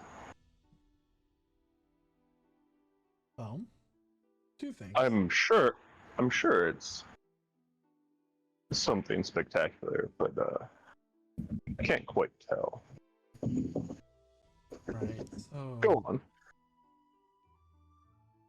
She explains to you that her kind are quite intelligent beings, and you have gained a permanent +2 modifier to your intelligence score.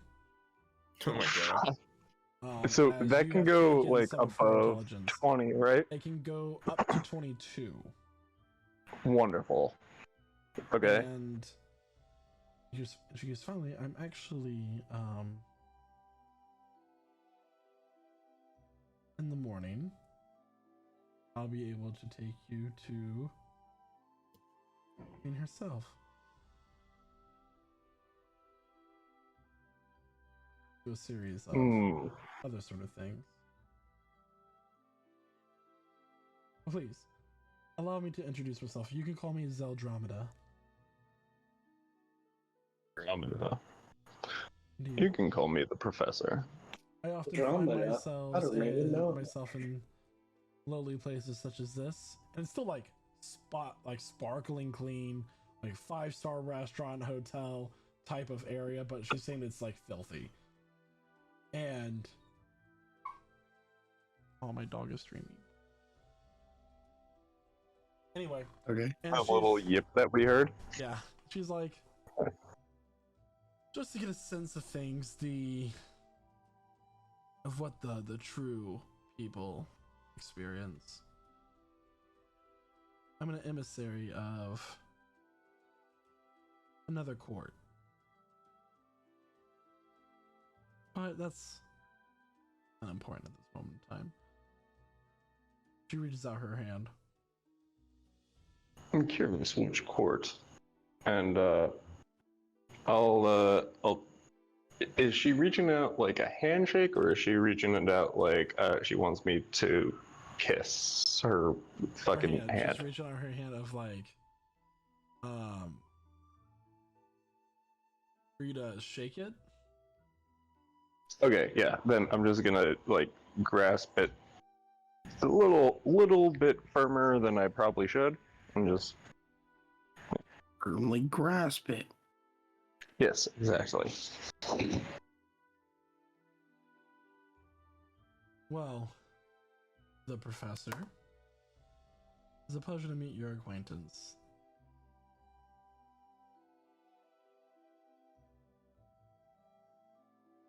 Anyway, enjoy your drink. Enjoy your gift. Your prize, rather. And I'll see you in the morning.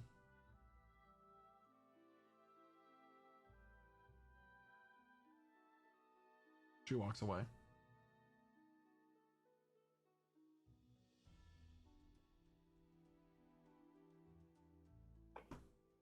What are the rest of you doing? I go back to drinking with my newfound intelligence. I just start thinking.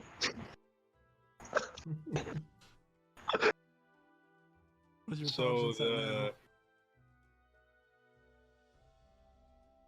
20. 22. Yeah, it's 22 with the +2. So the dealer's gone? Yep.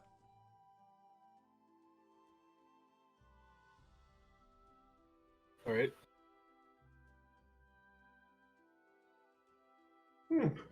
Having a drink. Actually, Jack's asking around about the Summer Queen. And also just, he'd also like to get a sense of whether there are any places around here where he might be able to arm himself. Thinking about, yeah.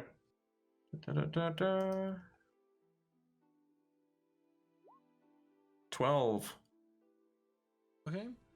You ask around a bit. You do find this satyr who's like kind of slumped into like a corner booth, half drunk, and you're like talking to him. What are your questions? Okay. Let me see. Things I'm wondering about. What he knows about the Summer Queen, what the vibe is on her. And further, any places around where I might be able to trade for some kind of magical weaponry. Right. So Alright. the Summer Queen is quite beautiful. Oh my god, she has these beautiful knockers on her, man. Let Oh me my tell god. you. Oh. Satyrs are not the classiest of beings. They're partiers, they're mischievous, they are a wide variety. Helpful to Hercules when he needs to go on a hero's journey. Okay. Well, saying that he's kind of sloppy and so forth, I'll be kind of like, as for weaponry, you won't find any magic weapons without some better than ones you find here, right here in the home city of Amorindale. Go pick a side. That's our sports team. It's fun. But without some sort of heroic quest to go find one in your realm. It's so funny sometimes there's just, I'm gone out of your world for what it feels like a little bit, and all everybody I knew is dead. You lost someone? Yeah. It's really like just losing a pet dog or something. You're sad for a little bit and then you just get another one at some point. Yeah. It still hurts though, man. For a while. I bet you make up for that sort of thing by partying. Indeed. Do you have a party in there? And I'll point out the window at the palace if I can, if it's within within view. Yeah, everywhere you've been in the city, the palace has been in view somehow. Yeah. Only on the special occasions. Queen has been awfully locked up in her palace since her son went missing. Oh. Well, I don't know. Missing. She's the one who sent him away. I don't know why she's so mad.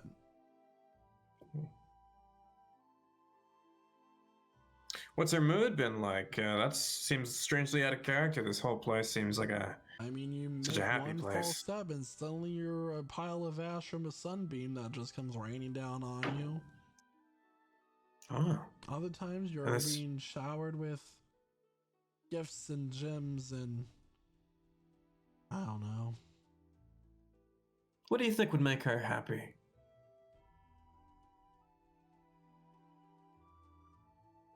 Beauty. And for a moment, like, it just seems like a sense of clarity has finally, like, washed over him for just a moment. Anything beautiful.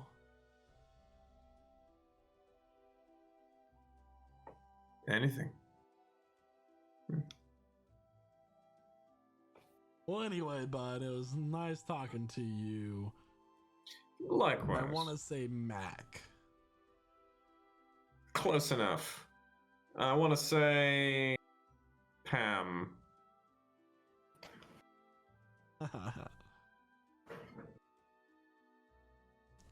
He's gone.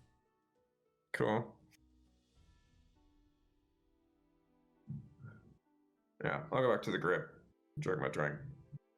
And think. Sounds like she's moody. Sounds like she's temperamental, volatile. She's likely to change her whims at any one time. She's likely to be nice or nasty. What sounds is like that? she likes beauty. Well, he mentioned she's been volatile ever since she lost track of her son. Oh. Tender issue.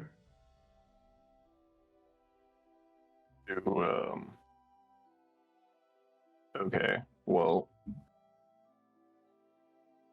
we know him. We know where he is and what he's doing. Or what he did.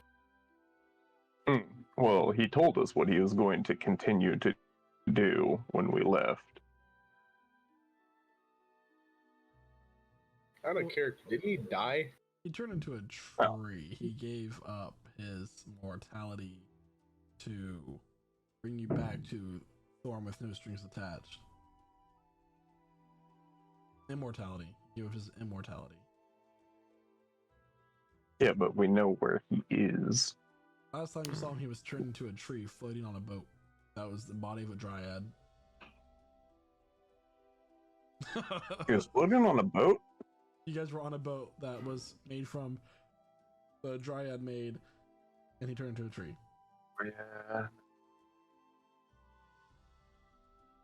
It may well be that any mention of her son. I mean, I don't know how good a bargaining chip it'll be. Could be good. We'll have news of him at least. I mean, I'm sure she. I'm sure she knows what he did. What was that? Say again, Shadow. I have much to thank her son for. I'm sure. I mean, don't we all? We sure do. I found out something else. She likes beauty. Beautiful things. It's the sort of thing that makes her happy. It's the sort of thing she might receive as a good gift. So I'll gesture to the sword. Sarah should stay here. Oh, Sarah's beautiful enough. But would we trade him for as a gift? I don't think we want to get rid of Sorry yet. No. No, it just got me thinking. I mean, that could mean anything. On the off chance she doesn't receive the Sunblade, like the gift it is, I wonder what else we could give. A moment, so she does. A memory. This blade sure is, in my eyes, beautiful. I have a very beautiful memory that I can give away if we need to. It means something. It means much more to Shada than it means to me. But it is very much a beautiful moment. Well, I don't know about you guys, but I really need to get through the Autumn Gate. I need to go into the Winterlands. And you can only do that with permission from Summer Queen. That was the goal, wasn't it? Indeed. Clover. Why do you want to go to the Winterlands? I need to get something back that was taken from me. What was that? I don't know. It's a I just feeling? know that she has it.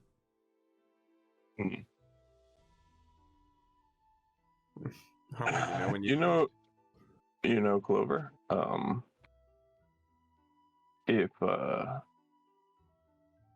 If we get permission as a group to go to the Winterlands,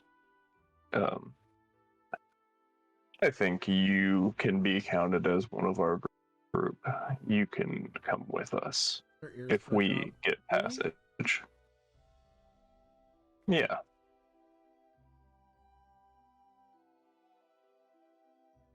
We can figure out what it is that you're missing.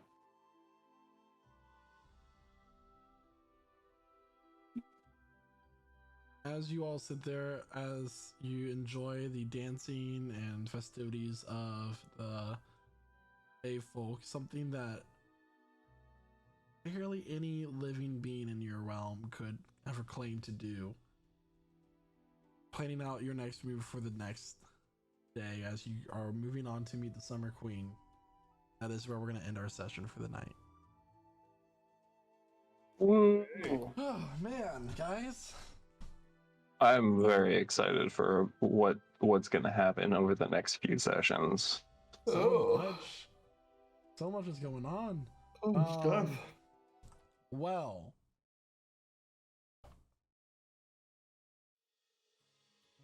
that is going to be the end of our session for the night after 2 weeks of waiting. I'm excited to have, everything going back on.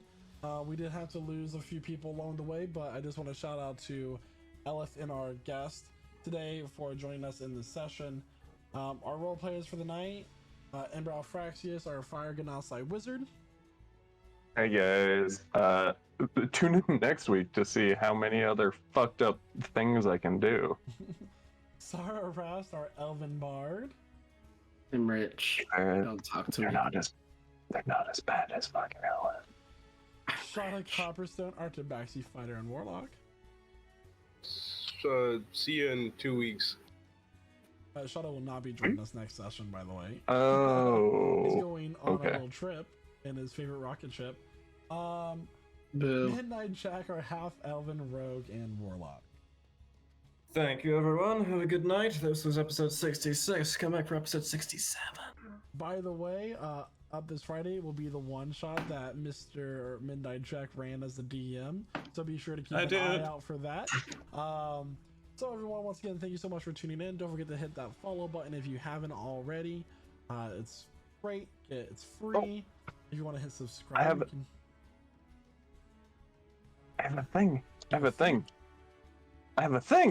thing. Okay, today is the last day for merch that goes and supports the Trevor Project. So go buy Lich Please shirt now. Do it. I love that shirt. Do I love it! that shirt so much. So don't forget to join our Discord if you haven't already. We can get a link up in the chat right now for you. And we will see you all next Wednesday at 8 p.m. Eastern Standard Time, as we will have session 67 of Prestige Encounters. Thanks again, everybody. You have a great rest of your week. No, Michael, you have a great rest of your week. No, you.